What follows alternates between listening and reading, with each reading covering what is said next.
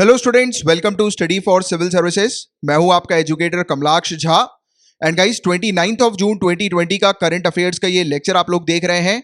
Lecture को शुरू करने से पहले मैं आप लोग को बता दूं कि अगर आप यूपीएससी प्रीलिम्स 2020 में अपीयर होने वाले हैं तो आपके लिए हमारा 100 डेज का क्रैश कोर्स अवेलेबल है, प्लस टेस्ट सीरीज भी अवेलेबल है। तो इनको आप ज्वाइन कर सकते हैं। इन नंबर पर कांटेक्ट करके आपको इन दोनों ग्रुप से रिलेटेड कंप्लीट इंफॉर्मेशन जो है वो मिल जाएगी। इसके अलावा और भी काफी सारे ग्रुप जो है वो हमारे paid group civil services examination के और various state civil services examination के हैं, तो उनके बारे में कंप्लीट इंफॉर्मेशन आप इन नंबर पर कांटेक्ट करके हासिल कर सकते हैं। एंड गाइस एक अपडेट आया है कोरोना वायरस को लेकर, एक पॉजिटिव न्यूज हम लोग को देखने को मिली है।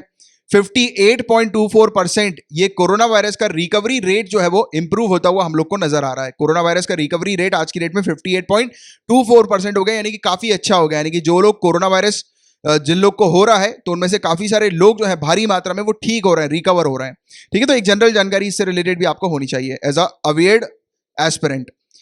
एंड गाइस जिस प्रकार से सिविल सर्विसेज में हम लोग को जीएस पेपर 1, 2, 3, 4 देखने को मिलता है, तो यहां पर हम लोग उसी के अकॉर्डिंग न्यूज को भी कवर करते हैं। सबसे पहले पेपर 1 से रिलेटेड टॉपिक्स को हम लोग डिस्कस करेंगे, then we will move on to paper 2, फिर पेपर 3 की न्यूज को कवर करेंगे। पहला जो टॉपिक है वो बहुत ही ज्यादा इंपॉर्टेंट है, लाल बाल पाल का। मॉडर्न इंडिया के ये ट्रिनिटी हम लोग को देखने को मिलते हैं। लाल बाल पाल इंडियन इंडिपेंडेंस में इनका काफी ज्यादा योगदान हम लोग को देखने को मिला है। तो ये ट्रिनिटी से रिलेटेड अक्सर प्रीलिम्स में भी क्वेश्चन आते हैं, पूछा जाता है लाल बाल पाल जो है वो इन फलाना ऑप्शन में से किससे एसोसिएटेड है। तो कई बार बच्चे जो है वो लाल बहादुर शास्त्री मार्क कराते हैं लाल की जगह, बट याद रखिएगा ये लाल बहादुर शास्त्री जी का लाल नहीं है, ये लाला लाजपत राय जी का लाल है। लोकमान्य बाल गंगाधर तिलक जी जो है उनका बाल, और पाल के लिए बिपिन चंद्र पाल हम लोग को देखने को मिलता है। तो ये ट्रिनिटी हम लोग को मॉडर्न इंडियन हिस्ट्री में देखने को मिली थी, जिनका बहुत ही ह्यूज जो रोल जो था वो इंडिया के इंडिपेंडेंस को लेकर हम लोग को देखने को मिला था। तो आगे चल के इसके बारे में और बात करेंगे। बाकी अभी ये टॉपिक न्यूज में इसलिए क्योंकि पुणे की एक एनजीओ है जिसका नाम है सरहद। तो गाइज ये जो है लॉन्च करने वाली है एक सीरीज जो कि लिटरेरी और कल्चरल प्रोग्राम की हम लोग को देखने को मिलेगी, जो कि महाराष्ट्र और वेस्ट बंगाल के बीच में कनेक्शन को इंप्रूव करेगी, स्ट्रेंथन करेगी। अब महाराष्ट्र और वेस्ट बंगाल की बात क्यों की गई है तो आगे चल के मैं आपको बताऊंगा, तो आपको वो चीज भी क्लियर हो जाएगी। और याद रखिएगा अभी डेथ सेनेटरी यानी कि 100 ईयर्स तिलक जो है बाल गंगाधर तिलक जी, तो उनकी डेथ को हम लोग को देखने को मिलने वाले हैं। तो उसी को लेकर पुणे ने ये एक प्रोग्राम जो है वो शुरू करने की बात करी, पुणे के एक एनजीओ ने।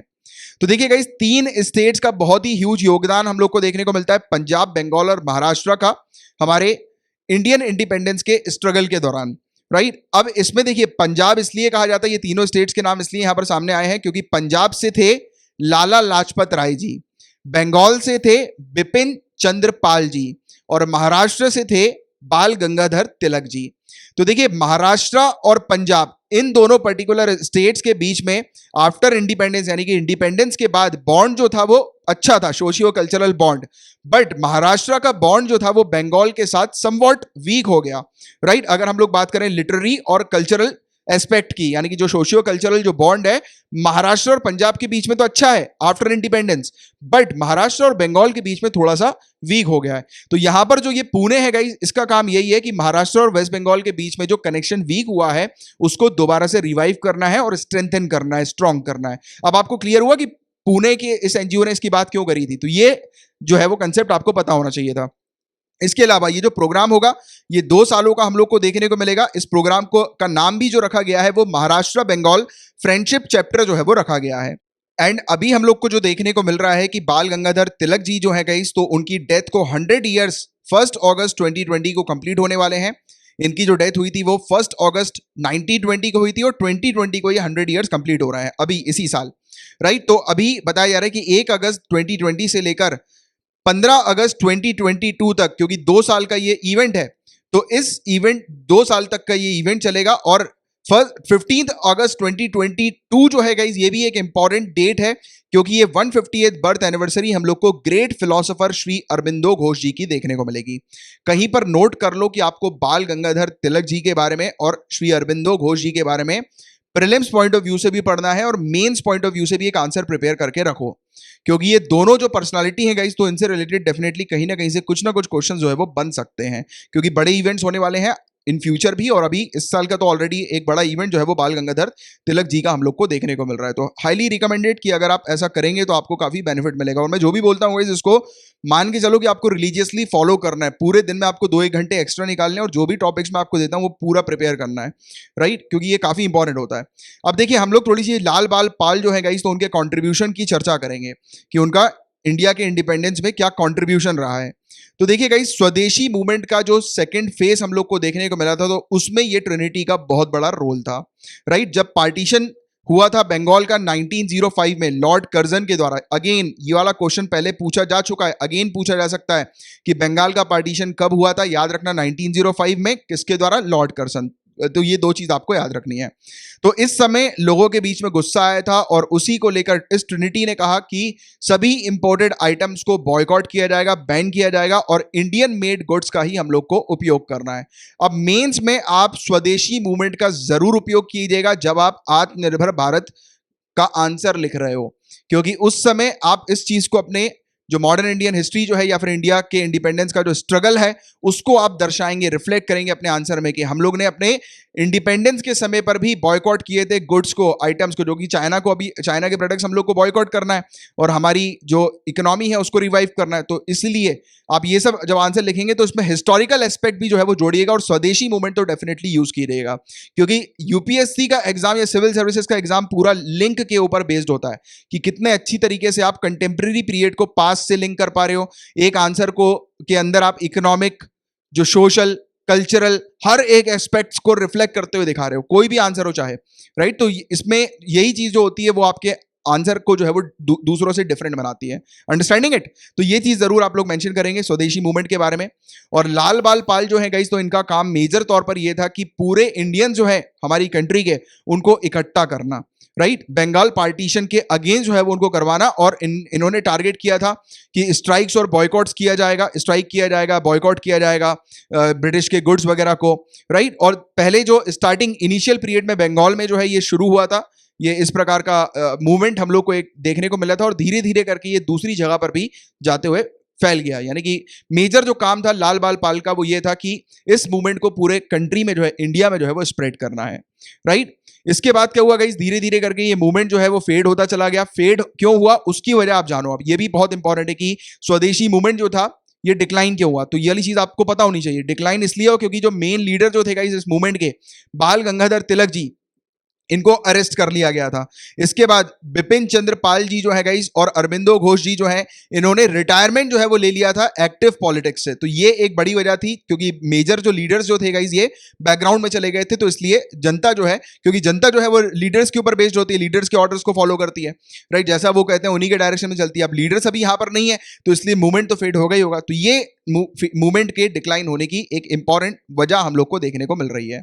अब कुछ फैक्ट्स देखेंगे गाइस। तो देखिए 1895 में लाला लाजपत राय जी ने पंजाब नेशनल बैंक को शुरू किया था।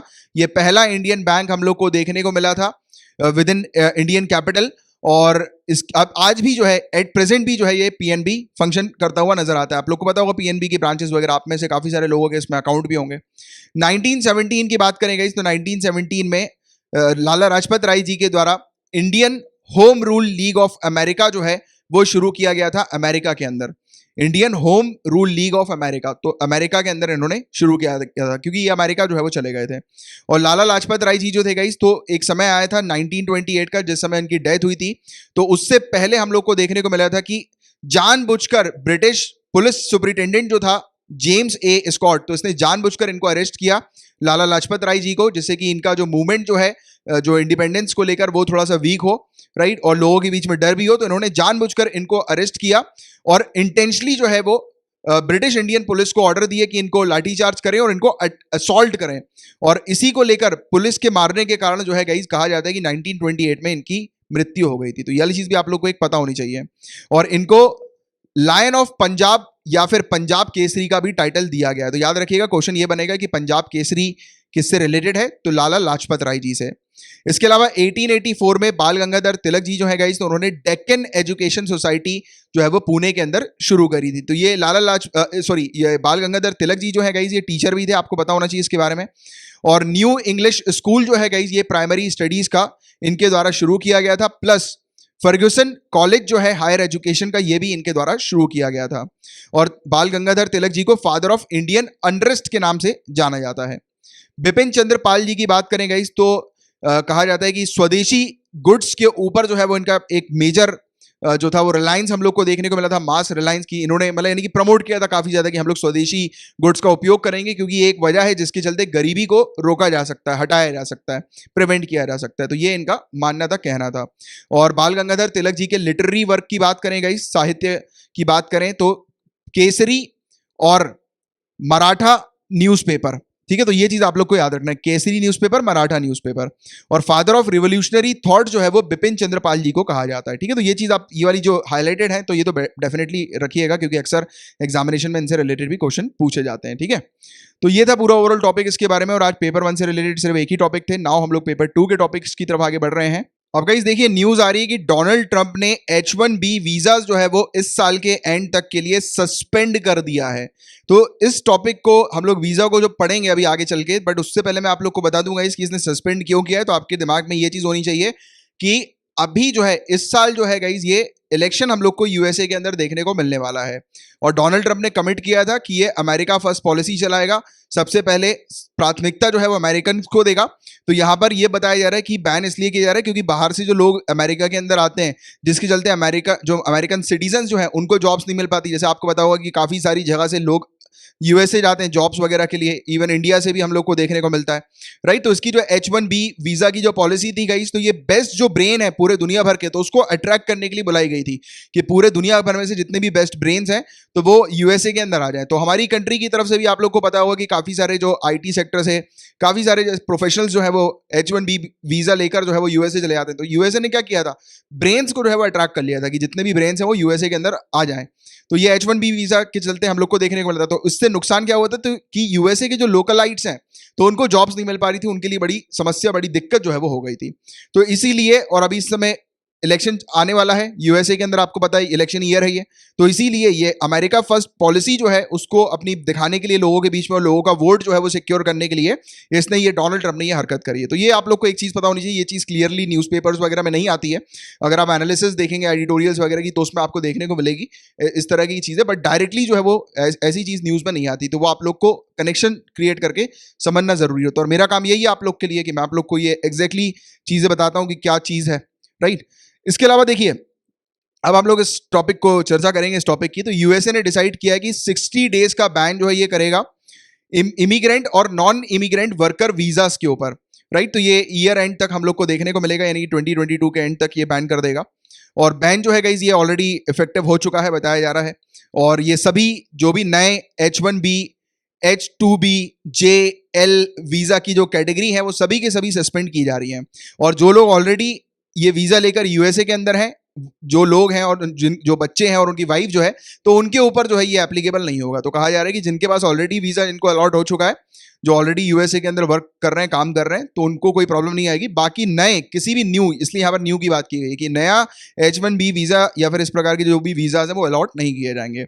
अब यहाँ पर आपसे ये वाले क्वेश्चन जो है वो पूछे जा सकते हैं कि H1B वीजा जो है वो किससे रिलेटेड है, L1 visa, H2B, J1 visa, ठीक है। तो इसके बारे में आप जान लो पहले। H1B वीजा जो है गाइस, तो ये जो स्पेशलिटी ऑक्यूपेशन के लिए, यानी कि हाई स्किल्ड वर्क के लिए हम लोग को देखने को मिलता है।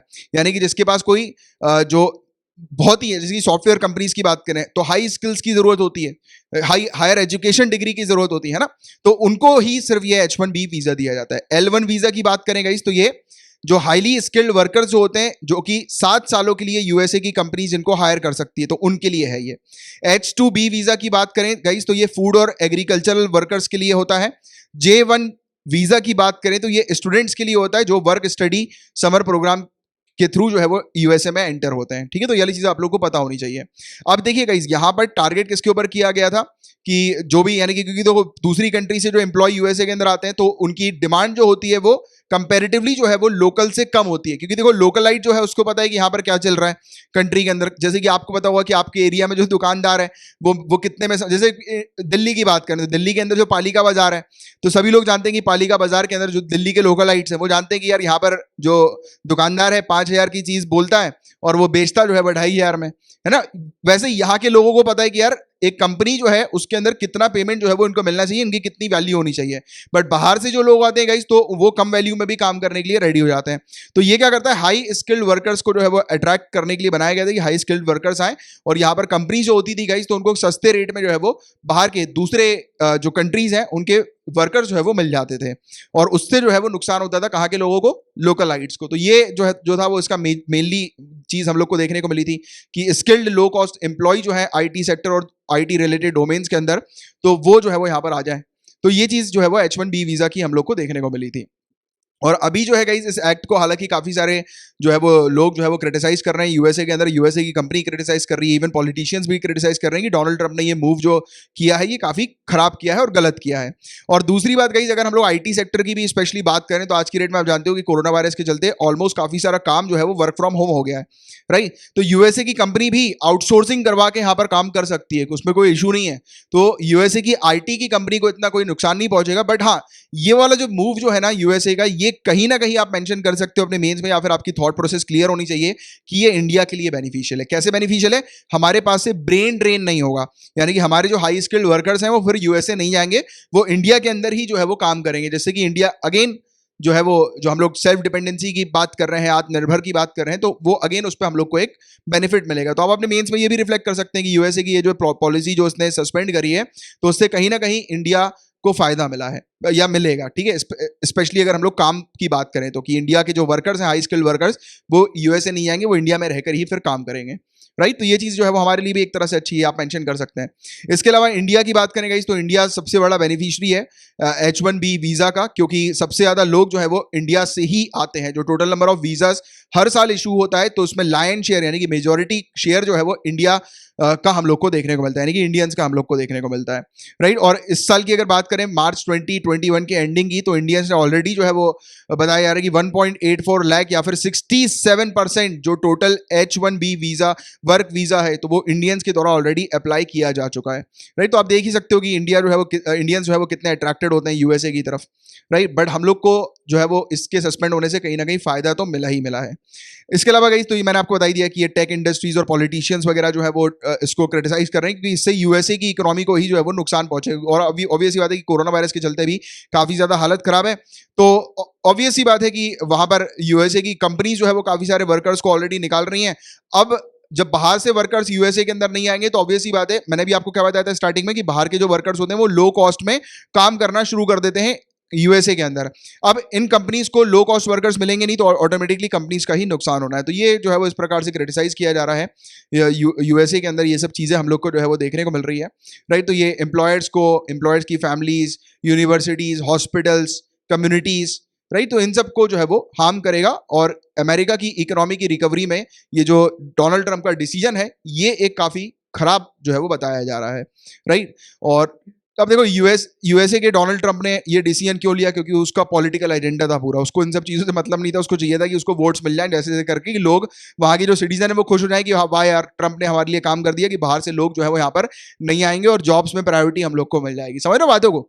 तो ये चीज आपको क्लियर होनी चाहिए। बट प्रैक्टिकली यूएसए ने एक बहुत ही खराब मूव जो है वो लिया है ये वाला, उससे यूएसए की इकोनॉमी को हैम्पर हम लोग को देखने को मिलेगा। बट इंडिया की इकोनॉमी जो है वो इससे स्ट्रेंथन हो सकती है, क्योंकि इंडियंस बाहर नहीं आएंगे, फिर इंडिया के अंदर ही वो फिर जॉब करेंगे। समझ रहे हो बातों को?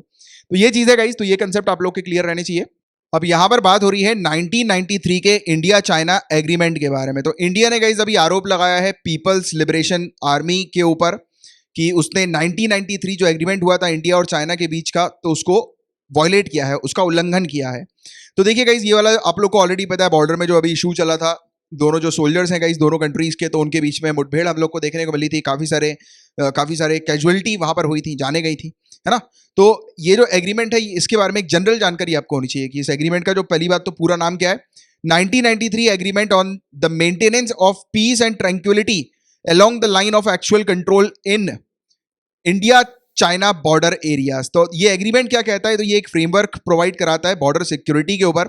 इस एग्रीमेंट का मोटे मोटे तौर पर कहना यह है कि जब तक इंडिया और चाइना के बीच में जो बॉर्डर इश्यूज चल रहे हैं, आपको पता होगा इसकी काफ़ी सारा एरिया जो है वो चाइना क्लेम करता है कि वो चाइना का है, और हम भी जो है वो काफ़ी सारा एरिया जिसके ऊपर चाइना का कंट्रोल है उसको क्लेम करते हैं, जैसे कि स्काई चीन रीजन आपको पता होगा, राइट। तो ये जो एरियाज है, जब तक बॉर्डर जो है या फिर बाउंड्री का जो इशू जो है इंडिया और चाइना के बीच में जब तक खत्म नहीं हो जाता, तब तक ये एग्रीमेंट कहता है कि दोनों कंट्री जो होंगी वो पीसफुल तरीके से रहेंगी, यानी कि बॉर्डर्स जो है उसके ऊपर किसी प्रकार की लड़ाई झगड़ा कोई भी इशू नहीं होगा और दोनों कंट्रीज आपस में अपने रिलेशन अच्छे बनाएंगी। इवन इस एग्रीमेंट के अंदर यह भी था कि दोनों अपने ट्रूप्स के लेवल जो है, यानी कि दोनों बॉर्डर के आसपास इस तरफ और उस तरफ, तो दोनों ही जगह पे जो सोल्जर्स खड़े रहते हैं, तैनात रहते हैं, तो उसको कम करेगी, जिससे कि दोनों कंट्री जो है वो एक दूसरे को लेकर जो है वो टेंशन में ना आए।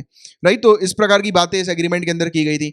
दूसरी बात यहाँ पर कही गई थी कि जैसे ही ट्रूप्स का मूवमेंट होता है, जैसे ही सोल्जर जो है वो मूव करते हैं, यानी कि वहां पर जाकर जो है वो देखते हैं, नजर रखते हैं, तो उस समय हर एक मूवमेंट की नोटिफिकेशन वो एक दूसरी कंट्री को जो है वो देंगे एडवांस में कि वो आ रहे हैं, मूव कर रहे हैं। राइट, तो जैसे कि मूवमेंट वगैरह नहीं होता समय समय पर हम लोग को देखने को मिलता है।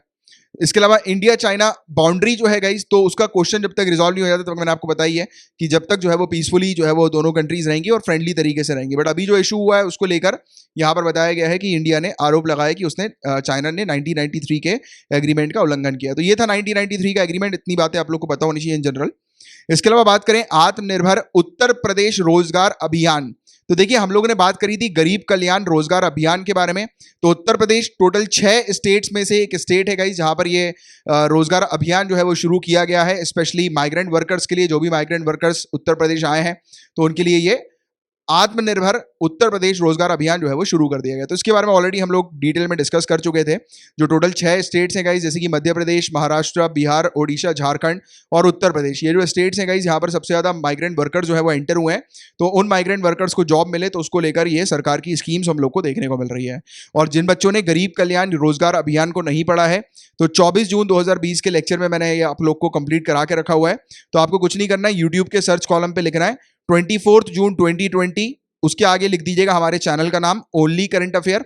सबसे पहला वीडियो होगा वो यही वाला होगा। इस वीडियो में 17 मिनट 33 सेकंड पे आप जाएंगे तो आपको ये वाला टॉपिक मिल जाएगा। ये पूरा टॉपिक देख लीजिएगा तो आपको पूरी चीज गरीब कल्याण रोजगार अभियान से रिलेटेड जो है वो क्रिस्टल क्लियर हो जाएगी। राइट, अब गाइस बात हो रही है काला अजहर ब्लैक फीवर, या फिर इसको डमडम फीवर के नाम से भी जाना जाता है, या फिर इसको वीएल के नाम से भी जानते हैं, विसरल लेशमैनियासिस तो इसको कहा जाता है। और ये लेशमैनिया का जो जीनस है गाइस, तो ये पैरासाइट आप देख सकते हैं, ये मॉस्किटो, तो इसके काटने से जो है ये होता है, एक प्रोटोजोन पैरासाइट के काटने से हम लोग को देखने को मिलता है।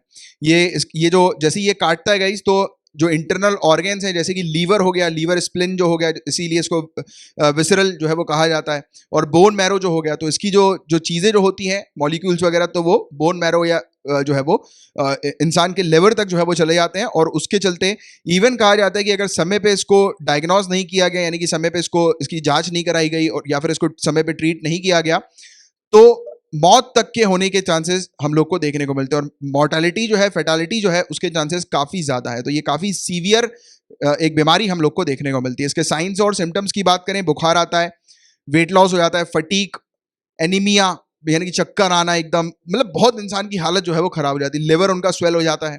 राइट, तो स्प्लीन भी अगर आप देखेंगे तो स्टमक के साइड में ही होता है, तो ये भी एक पार्ट हम लोग को देखने को मिलता है ह्यूमन की बॉडी में, छोटा सा रहता है ये। राइट, तो ये वाली चीज़ हम लोग को देखने को मिलती है। तो ये है काला अजहर के बारे में। और मैंने ह्यूमन की जो है वो यहाँ पर फोटो नहीं डाली है क्योंकि वो मुझे ठीक नहीं लगा। आप चाहो तो जाकर ह्यूमंस को देख सकते हो, बहुत ही स्किन में भी काफ़ी रैशेज वगैरह जो है वो हो जाते हैं जिस इंसान को ये काला अजहर होता है।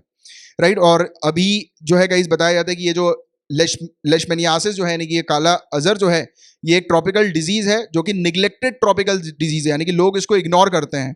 और ऑलमोस्ट 100 कंट्रीज जो है गाइस तो उनको ये अफेक्ट करती है, इंक्लूडिंग इंडिया के अंदर भी ये डिजीज भारी मात्रा में है। मैंने आपको बताई दिया ये पैरासाइट के कारण होती है।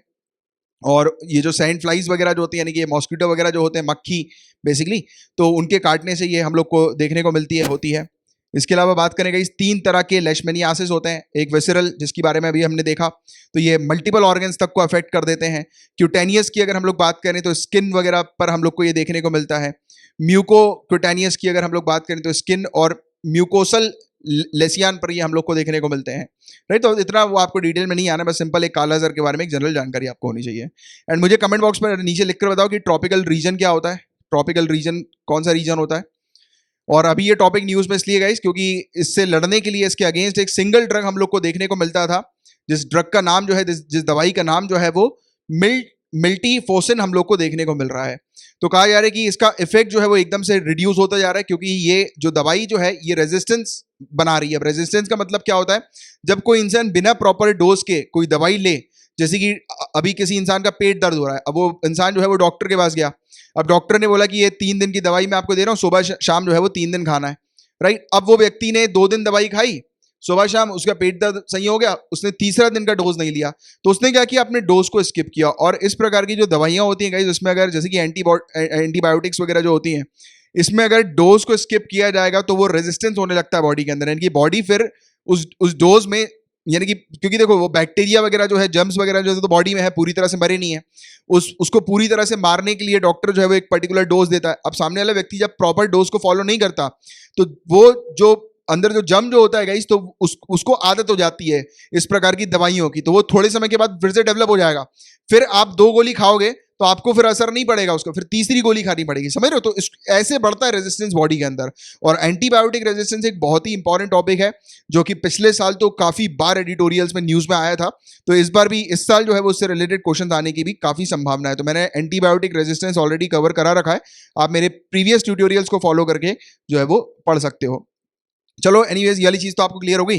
तो यहाँ पर क्या हो रहा था कि ये जो दवाई है गाइस, तो ये रेजिस्टेंस डेवलप कर रही थी, तो इसको लेकर अभी रिसर्चर वगैरह ने जो है गाइस, इस प्रकार के रेजिस्टेंस को टैकल करने की तकनीक जो है वो एक्सप्लोर कर रहे थे, और ये इनको एक जो है वो मिल भी गई है, बट उतना हम लोग को डिटेल में नहीं आना, बट आपको एक जनरल चीज़ है इसके बारे में होनी चाहिए, क्योंकि देखो आप वो जो है वो डॉक्टरी वगैरह तो पढ़ नहीं रहे हो, बट फिर भी आपको एक आइडिया होना चाहिए कि इसका जो रेजिस्टेंस हो रहा था वो जो है वो टैकल हो गया है इस दवाई के कारण। सिर्फ इकलौती ऐसी दवाई है जो कि ये जो डिजीज की हम लोग को देखने को मिलती है। इस दवाई का भी आप चाहो तो कहीं पर नाम जो है वो नोट डाउन कर लो, MILTEFOSINE, ठीक है। तो ये चीज थी पूरी इससे रिलेटेड। अभी देखिए, इलीगल वाइल्ड लाइफ ट्रेड को लेकर एक ग्लोबल रिपोर्ट हम लोग को देखने को मिल रही है। पहली ग्लोबल रिपोर्ट है इलीगल वाइल्ड लाइफ ट्रेड की, जिसको फाइनेंशियल एक्शन टास्क फोर्स के द्वारा, FATF के द्वारा रिलीज किया गया। FATF मेरे ख्याल से सैटरडे को ही हम लोग ने डिस्कस किया था, तो आप चाहो तो जाकर सैटरडे वाला ट्यूटोरियल रेफर कर सकते हो अगर आप नए आए हो तो आपको FATF के बारे में पूरी जानकारी मिल जाएगी। तो ये रिपोर्ट का नाम जो है गाइज, ये money laundering and illegal wild life trade हम लोग को देखने को मिल रहा है। और देखिए गाइज, लगातार 2 महीनों से इलीगल वाइल्ड लाइफ ट्रेड या वाइल्ड लाइफ ट्रेड की चर्चाएं हो रही है, तो इसलिए भी ये वाला जो टॉपिक है वाइल्ड लाइफ ट्रेड का, specially illegal wild life trade का, ये काफी इंपॉर्टेंट है। तो देखिए गाइज, यहाँ पर क्या बताया गया है कि FATF ने कि इलीगल वाइल्ड लाइफ ट्रेड एक ग्लोबल थ्रेट हम लोग को देखने को मिल रहा है। इससे जो आज की डेट में जो क्रिमिनल्स वगैरह होते हैं, स्पेशली टेररिस्ट वगैरह जो होते हैं, ये भी क्या कर रहे हैं, ये इलीगल वाइल्ड लाइफ ट्रेड के चलते इनको जो है वो पैसे मिल रहे हैं, यानी कि स्मगलिंग की जा रही है, क्योंकि ये सब तो स्मगलिंग ही है। हमने बात भी करी थी इसके चलते कि लोग बाग क्या करते हैं, जो इम्पोर्टेड जो जानवर वगैरह जो होते हैं, या फिर इम्पोर्टेड नहीं भी तो ऐसे जानवर, ऐसी स्पीसीज, चाहे वो प्लांट की हो या एनिमल की हो, जैसे कि कछुए वगैरह होते हैं, तो ये भी बांग्लादेश की बाउंड्री पे पकड़ाया जाता है इसका गिरोह, कछुए वगैरह का, राइट, जो कि इलीगल है, कछुए के ट्रेड वगैरह और ये सब चीजें आपको पता हुई। लोग जो है वो सांपों के भी ट्रेड करते हैं। तो ऐसे जो स्पीसीज जो कि CITES या फिर IUCN के अंदर जो रेड लिस्ट है उसके अंदर उसको प्रोटेक्शन दी गई है, CITES के अंदर प्रोटेक्शन दी गई है, वाइल्ड लाइफ प्रोटेक्शन एक्ट 1972 के अंदर जिसको प्रोटेक्शन दी गई है। तो ऐसी जो स्पीसीज हैं जिनको प्रोटेक्शन दी जाती है और जिनका ट्रेड करना जो होता है वो लीगल होता है, तो ऐसे स्पीसीज के ऊपर ट्रेड किया जाता है, और इससे पैसा कमाकर जो ये गिरोह जो होता है, जो ये ट्रेड करता है, इसमें टेररिस्ट तक इन्वॉल्व है बताया जा रहा है। तो इन लोग क्या करते हैं, उस पैसों को टेररिस्ट एक्टिविटी में इन्वॉल्व करते हैं। तो ये चीज पकड़ी है FATF ने, और FATF के बारे में आपको बताया था कि मनी लॉन्ड्रिंग को ये रोकती है और कंट्रीज को जो है वो ग्रे लिस्ट और ब्लैक लिस्ट और डार्क ग्रे लिस्ट जो है वो देती है ना। हमने पढ़ा भी था इसके बारे में, कल के ट्यूटोरियल में ही मैंने शायद आपको बताया था कि कहां पर वो टॉपिक आपको मिलेगा। तो इस रिपोर्ट में क्या है कि इलीगल ट्रेड जो है गाइस, इसका रेवेन्यू जो है वो 23 बिलियन US$ तक का हम लोग को देखने को मिल रहा है। एक साल के अंदर ये 23 बिलियन US$ जो है वो रेवेन्यू जनरेट करते हैं। इसमें करप्शन भी इन्वॉल्व है, टैक्स इवेजन वगैरह भी इन्वॉल्व है। इसमें इवन काफी सारी शेल कंपनीज भी हम लोग को देखने को मिलती है। शेल कंपनीज यानी कि लोग बाग क्या करते हैं, इस प्रकार का इलीगल ट्रेड करा रहे हैं, एक कंपनी को रजिस्टर कर लेते हैं, दिखाते हैं कि ये सब लीगली हो रहा है, जो लीगल रूट के थ्रू जा रहा है, बट होते ही पूरी चीज इलीगल है। शेल कंपनीज आपको पता होगा, लोग बाग सिर्फ कंपनीज को ऑन पेपर शो करते हैं, एक्चुअल में वो कोई कंपनी नहीं होती। जैसे कि एक व्यक्ति है, एक व्यक्ति ने बोला कि मेरी एक कंपनी है, ये जो है वो अफ्रीका के अंदर है, ठीक है, बट एग्जैक्टली अगर आप वहां पर जाओगे तो कोई ढांचा नहीं है कंपनी का, कोई इंफ्रास्ट्रक्चर नहीं, कुछ नहीं है, सिर्फ ये बोलता है कि ऑन पेपर में मतलब इसकी एक कंपनी है, यानी ये बोलता है कि वहां पर मेरा पूरा काम चल रहा है। बट इन लोग क्या करते हैं, हवाला के थ्रू, मनी लॉन्ड्रिंग के थ्रू जो है वो कंपनीज वगैरह के थ्रू जो है, यानी कि फेक कंपनी को दिखाकर पैसा जो है वो कंट्री के अंदर लेकर आते हैं, और इस प्रकार से ब्लैक मनी को व्हाइट मनी किया जाता है। तो कहा जा रहा है कि ये इलीगल ट्रेड जो है वो इस प्रकार के हम लोग को बहुत ज्यादा देखने को मिल रहा है। तो ये FATF की रिपोर्ट में जो है वो सामने आया। इसमें काफी सारे गवर्नमेंट के लोगों को जो भी जो है वो इन्वॉल्व कर लिया जाता है, करप्शन वगैरह हम लोग को देखने को मिलता है। तो ये सब चीजें जो है वो बताई गई। और according to 2016 United Nation World wildlife crime report, criminals जो है गाइस ये इलीगल ट्रेडिंग कर रहे हैं और 7,000 से ज्यादा जो स्पीसीज हैं वाइल्ड एनिमल्स की, तो उसके ऊपर इलीगल ट्रेडिंग की जा रही है। तो 2016 की भी यूनाइटेड नेशन की एक रिपोर्ट जो है उसके अंदर भी ये चीज जो है वो इलीगल ट्रेडिंग को लेकर हम लोग को देखने को मिल रही है। और जो ये जो गिरोह होता है गाइस, इन लोग क्या करते हैं, जो आज की रेट में जो फॉर्मल फाइनेंशियल सेक्टर जो है उसका मिसयूज कर रहे हैं, राइट। जैसे कि मैंने भी आपको बताया कि इन लोग जो है वो फेक कंपनी, शेल कंपनीज वगैरह जो है, शेल फॉर्म्स वगैरह जो है उसको दिखाकर इस प्रकार का जो ट्रांसफर है पेमेंट का वो कंडक्ट कर रहे हैं। तो होता तो जो है, जैसे कि मान के चलो कि इन्होंने गिरोह ने चुपचाप जो है वो एक वाइल्ड एनिमल को जो है वो एक लोकेशन से दूसरे लोकेशन जो है वो ले गए।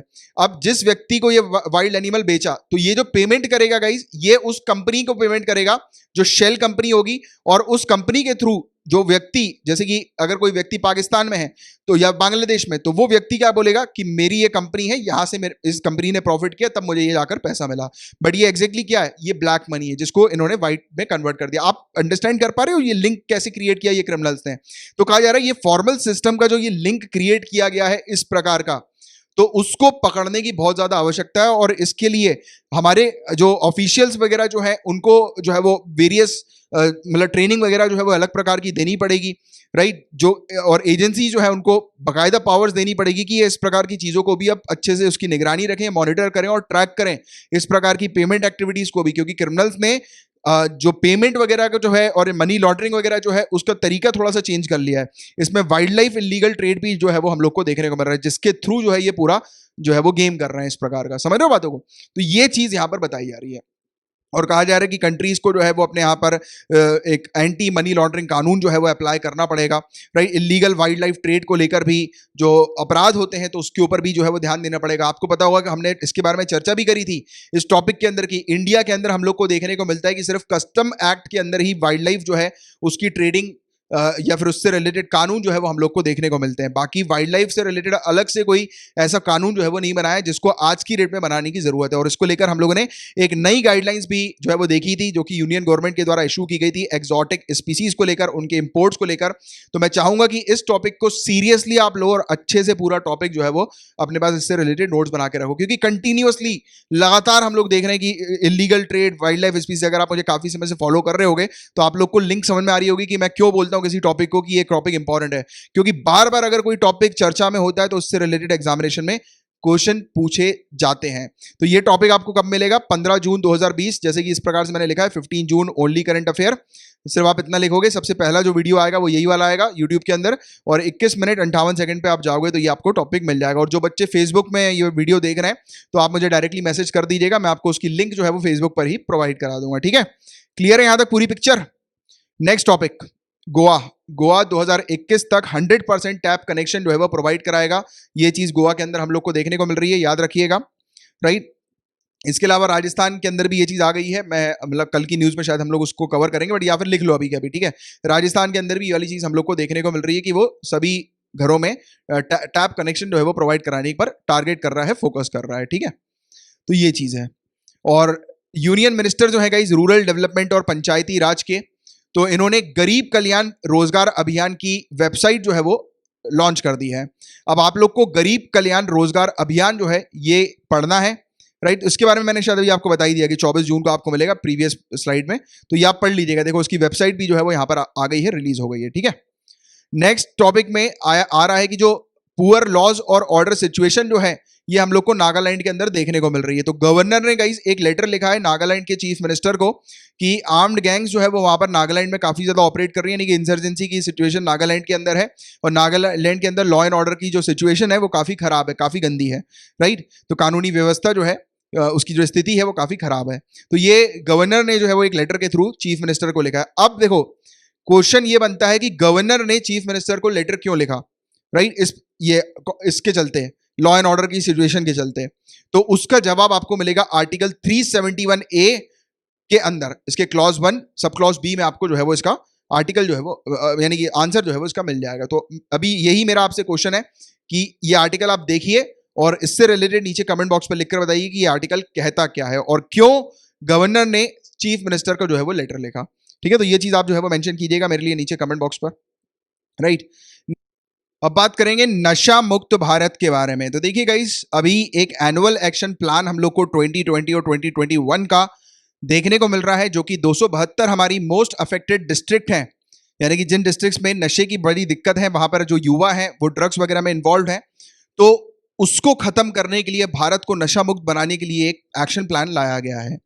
26 जून को हर साल जो है वो international day against drug abuse and illicit trafficking हम लोग को देखने को मिलता है। जो ड्रग्स की ट्रैफिकिंग होती है, स्मगलिंग होती है, जो युवा जो है वो ड्रग्स वगैरह लेते हैं, इन्वॉल्व होते हैं, तो इन सब चीजों से युवाओं को दूर करना और ड्रग ट्रैफिकिंग को रोकने को लेकर अवेयरनेस क्रिएट की जाती है और वेरियस प्रोग्राम पॉलिसीज यहाँ पर लॉन्च की जाती है। तो उसी को लेकर एक एक्शन प्लान हम लोग को यहाँ पर देखने को मिल रहा है। तो याद रखिएगा, 26 जून को हर साल ये दिवस जो है वो ऑब्जर्व किया जाता है।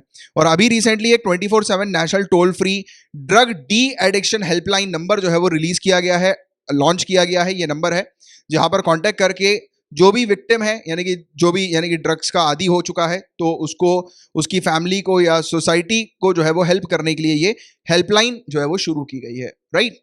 इसके अलावा गाइस, एक नेशनल एक्शन प्लान मैंने आपको बता ही दिया कि ये जो ड्रग्स जो है गाइस, ड्रग की डिमांड, देखो एक और चीज है, ये वाला प्लान तो एक अलग था जो कि अगले साल के लिए है, हम लोग को देखने को मिल रहा है। एक और 2018 से लेकर 2025 तक का भी एक नेशनल एक्शन प्लान है हमारे पास, जहां पर टारगेट किया जाता है कि ड्रग्स की डिमांड को जो है वो रिड्यूस करना है। जो लोग जो ड्रग्स, क्योंकि देखो गाइस, कोई भी चीज है अगर उसकी डिमांड होगी तभी वो बिकेगी। जैसे कि हम बात करते हैं कि शराब बंद कर देनी चाहिए, सिगरेट और ये सब प्रोडक्ट्स हैं ये बंद कर देनी चाहिए, जैसे कि लोग थूकते हैं गुटखा, गुटखा बंद कर देना चाहिए, है ना। बट डिमांड बहुत ज्यादा है, अब क्या करोगे, आप बंद भी करोगे तो इलीगल चीज होगी। जैसे कि गांजे की बात करें, गांजा जो है आप जानते हो कि इलीगल है, बट फिर भी वो अवेलेबल है। मैं तो ऑनलाइन खुला बोलता हूं, पहले भी कभी भी जब भी गांजे का टॉपिक आया मैंने क्लियरली बोला कि अब देखो, मैं एज अ कॉमन सिटीजन हूं, मुझे पता है कि गांजा कहां पर मिलता है लोकल एरिया पे। मेरे काफी सारे दोस्त हैं वो लेते थे, आजकल तो निकलना ही बंद हो गया। पहले जब मैं जाता था तब मुझे पता है कि कहां पर कौन से अड्डे मेरी सिटी में, यहाँ पर गांजा इजिली अवेलेबल है। अब मुझे एज अ कॉमन सिटीजन को ये चीज पता है, तो पुलिस वालों को तो पता ही होगी, तो क्यों बंद नहीं हो रही है। तो कहीं ना कहीं पता है, लेन देन, एक तो करप्शन भी एक बड़ी चीज है जिसके कारण से ये सब जो चीजें जो है वो बंद होती नहीं है। बाकायदा हफ्ते हफ्ते हफ्ते जो है पुलिस वालों के पास अपना एक अलग कट जाता रहता है। तो ऐसा नहीं होना चाहिए, जब तक अथॉरिटी स्ट्रांग नहीं होगी तब तक नहीं होगा। अब आगे चल के जब आप आईपीएस बनोगे, आईएएस बनोगे, तब आप करोगे अपनी डिस्ट्रिक्ट के अंदर ये सब चीजें कि स्ट्रिक्टली, कि मुझे मिल नहीं जाना चाहिए कि यहाँ पर जो है वो खुला हो, यानी कि क्योंकि आप वार्निंग दोगे एक तरह से, आप आईपीएस रहोगे, आईएएस रहोगे, तो आप तो बोलोगे क्लियर एक मीटिंग के अंदर कि जितने भी ये ड्रग्स के स्पॉट हैं सब बंद करो। और अगर मैंने फाइंड आउट कर लिया, मुझे मिल गए ड्रग्स के स्पॉट, तो तुम्हारी खैर नहीं, फिर करोगे ना। स्ट्रिक्टनेस तो आपको लानी पड़ेगी आगे चल के। तो यही है, स्ट्रिक्ट ऑफिसर्स की बहुत ज्यादा जरूरत है हमारी कंट्री में, अगर चीजों को अच्छा करना है तो। चलो एनीवेज, ऑल द बेस्ट, अच्छे से इसलिए तैयारी करो एकदम तगड़ी तरीके से कि आईपीएस बन जाओ, और इस प्रकार की हरकतें जो है वो बंद हो जानी चाहिए, और नाम होना चाहिए आपका कि यार आपकी डिस्ट्रिक्ट के अंदर बिल्कुल बिल्कुल कुछ नहीं हो रहा है, यानी कि नशा मुक्त हो गई आपकी डिस्ट्रिक्ट। ठीक है, शराब वगैरह तो ये सब चीजें लीगल है, बट जो चीज इलीगल है वो तो बैन होनी जरूरी है ना। इसकी थीम है इस बार की better knowledge for better care, right. ये थीम याद रखिएगा। United nation office on drug and crime, UNODC, इन्होंने भी एक वर्ल्ड ड्रग रिपोर्ट जो है गाइस वो रिलीज की है। इनकी रिपोर्ट में पता लग रहा है कि पूरे दुनिया भर में 269 मिलियन जो लोग हैं वो उन्होंने ड्रग्स का उपयोग किया है 2018 में, और 30% से 30% इसमें और ऐड हो गया है, राइट। तो आप सोच सकते हो कि तो आगे चल के और स्थिति कितनी खराब हो रही है, राइट। और अभी एट प्रेजेंट कौन सा समय चल रहा है, कोरोना वायरस का समय चल रहा है। इस समय अनएम्प्लॉयमेंट बढ़ती जा रही है, और जब इंसान डिप्रेस होता है उसी समय वो ये दूसरे प्रोडक्ट्स की तरफ घूमता है, देखता है। और जहां वो, उसके पास एक मकसद है उसकी जीवन में, एम है उसकी जीवन में, तो वो ये सब नहीं करेगा। आपने कभी नहीं देखा होगा कोई एक आईएएस की तैयारी कर रहा है और फिर वो ड्रग्स में इन्वॉल्व है। कई सारे लोग हैं जो इन्वॉल्व होते हैं, उनका सिलेक्शन नहीं होगा, ये बात गारंटीड है। वो उनको लगेगा, अब अगर आप में से कोई देख रहा है तो आप भी क्लियरली ये सोच लो कि अगर आप ये सब एक्टिविटी में इन्वॉल्व तो छोड़ देना, क्योंकि इनसे कुछ नहीं होता। लोग आपको बेवकूफ बनाएंगे, जो आदी होते हैं नशे के, जिनको कोई कुछ करना नहीं है जिंदगी में, वो आपको बोलेंगे कि गांजा पिया करो, उससे कॉन्सेंट्रेशन, मुझे पता है ना, मैं तो खुद देखा है मैंने ये सब चीजें।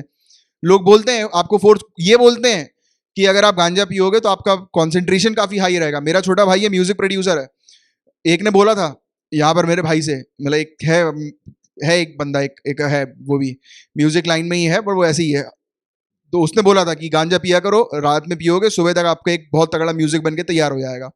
नेक्स्ट डे गया था मैं उसके घर, फिर मैंने जो किया था वो छोड़ो, बट बाकी मैं आपको बताना चाहता हूं कि ऐसी जो हरकतें हैं, ऐसी जो चीजें हैं, उसमें बिल्कुल इन्वॉल्व नहीं होना आप लोगों को, क्योंकि लोग आपको बोलेंगे कि ये पी लो, रात में पूरे रात भर में लक्ष्मीकांत कवर हो जाएगी और पूरे दिमाग में बैठ जाएगी, याद हो जाएगी, ऐसा कुछ नहीं होता। क्योंकि गांजा एक ऐसी चीज है, पीने के बाद इंसान सुन पड़ जाता है, स्लो हो जाता है और उनको लगता है कि हमें मजा आ रहा है, पीस मिल रहा है। कुछ नहीं, ये सब चीजें बेकार है, ठीक है। अब देखो अभी क्या हो रहा है, लोग जो है वो एकदम हालत खराब है लोगों की, स्ट्रेस में लोग हैं, इकोनॉमी जो है वो खराब होती जा रही है, काम धंधा बंद हो गया, तो लोग इन सब चीजों में इन्वॉल्व हो सकते हैं। तो ये बता रही है ये वाली रिपोर्ट की जो एम्प्लॉयमेंट जो राइज हो रही है गाइस, तो उसके चलते भी बड़ी दिक्कतें जो है वो अब आने वाले समय में आ सकती हैं, स्पेशली युवा पीढ़ी जो है वो इसमें ज्यादा इन्वॉल्व हो सकती है, राइट। तो ये चीज है। और इवन लोग बाग क्या करेंगे, ड्रग की स्मगलिंग करना शुरू कर देंगे, क्योंकि कहीं ना कहीं से तो पैसा चाहिए। तो यहां पर भी वाली चीज होगी, एक तो खुद भी लेंगे और दूसरी बात स्मगल वगैरह बिजनेस में भी इन्वॉल्व हो जाएंगे। तो ये चीज जो है वो गड़बड़ है। और आपको पता ही है कि ड्रग की स्मगलिंग का जो पैसा होता है वो फिर वेपन्स वगैरह और इन सब टेररिस्ट एक्ट्स को जो है वो प्रमोट करने के ऊपर रहता है, राइट। तो ये वाली चीज है। तो अगर आपका दोस्त भी अगर ये सब चीजों में इन्वॉल्व है, तो आपको ये चीज क्लियर होनी चाहिए आपके माइंड में कि वो देशद्रोही वाला काम कर रहा है। क्योंकि देशद्रोही वाली चीज है ना, कि आप जो चीज खरीद रहे हो, एक ऐसी इलीगल चीज जिसका ट्रांजेक्शन ब्लैक मनी में होता है, और ब्लैक मनी का पैसा जो है, आप सरकारी एग्जामिनेशन की तैयारी कर रहे हो, एक टॉप पोस्ट की तैयारी कर रहे हो, तो वो जो पैसा है वो खराब है, राइट। उसका उपयोग गलत जगह होगा। तो ये आपका माइंडसेट होना चाहिए क्लियर, और ये माइंडसेट आपका आंसर में रिफ्लेक्ट होना चाहिए। Understanding the point. मुझे पता है कि काफी सारे लोगों को लग रहा होगा कि यार सर फालतू बकवास मत करो, पॉइंट टू पॉइंट चीजों को पढ़ाओ। अब देखो यार, आगे बढ़ा सकते हो आप वीडियो, उसमें कोई दिक्कत नहीं, बट मेरा काम ये होता है कि आपको इस प्रकार से बनाना कि आपका आंसर जो है वो ऐसा रिफ्लेक्ट हो और आपकी पर्सनालिटी ऐसी रिफ्लेक्ट हो कि यार, क्योंकि इंटरव्यू माना आपने पढ़ के रट के मेंस निकाल लोगे, इंटरव्यू में तो इंटरव्यू डिसाइड करता है ना कि कौन इंसान आईएएस बनेगा और कौन आईआरएस और फिर कौन नीचे की रैंक में जाएगा, है ना। तो वो एक माइंडसेट, एक पर्सनालिटी डेवलप करनी है, ऑफिसर लाइक पर्सनालिटी डेवलप करनी है। वहां पे पहुंचने के बाद इंसान अपने आप में एक ऑफिसर होता है। इंटरव्यू जब आप दोगे तब आप ऑलरेडी ऑफिसर की क्वालिटी होगी, तभी आपका सिलेक्शन होगा। तो try to develop the quality of an officer, develop करो ये वाली क्वालिटी। चलो एनीवेज, और सबसे ज्यादा जो सब्सटेंस 2018 में यूज किया गया था, ये गांजा किया गया था, कैनबिस, राइट। और ये मेन ड्रग है जो कि युवाओं के बीच में जनरल हम लोग को देखने को मिलता है। और इसके अलावा मोस्ट हार्मफुल जो है वो ओपियोइड्स है। मेरे ख्याल से ये ओपीएम की ही बात हो रही है, आप लोग एक बार कंफर्म कर लेना। मेरे ख्याल से ये चरस की बात हो रही है, ओपीएम, राइट। ओपियोइड्स अब क्या है, बट ये कहा जा रहा है कि ये सबसे ज्यादा हार्मफुल जो है वो बताया जा रहा है इस रिपोर्ट के अकॉर्डिंग। युवा जो है वो काफी इसके लत में है, और मैं तो देखता हूँ यार, इवन 18 साल के कम की उम्र के बच्चे जो है वो ये सब ड्रग्स की एक्टिविटी में इन्वॉल्व है, और इनका तो ब्रेन डेवलप हो रहा है। और ऐसे लोग जिनके ब्रेन डेवलपिंग स्टेज पर ये इस प्रकार के इंटॉक्सिकेंट्स की जिनको आदत लग जाए, तो आप सोचिए कि ना ही सिर्फ वो मेंटली जो है वीक होंगे, फिजिकली भी वीक हो जाएंगे। तो ये बड़ा इशू है एक।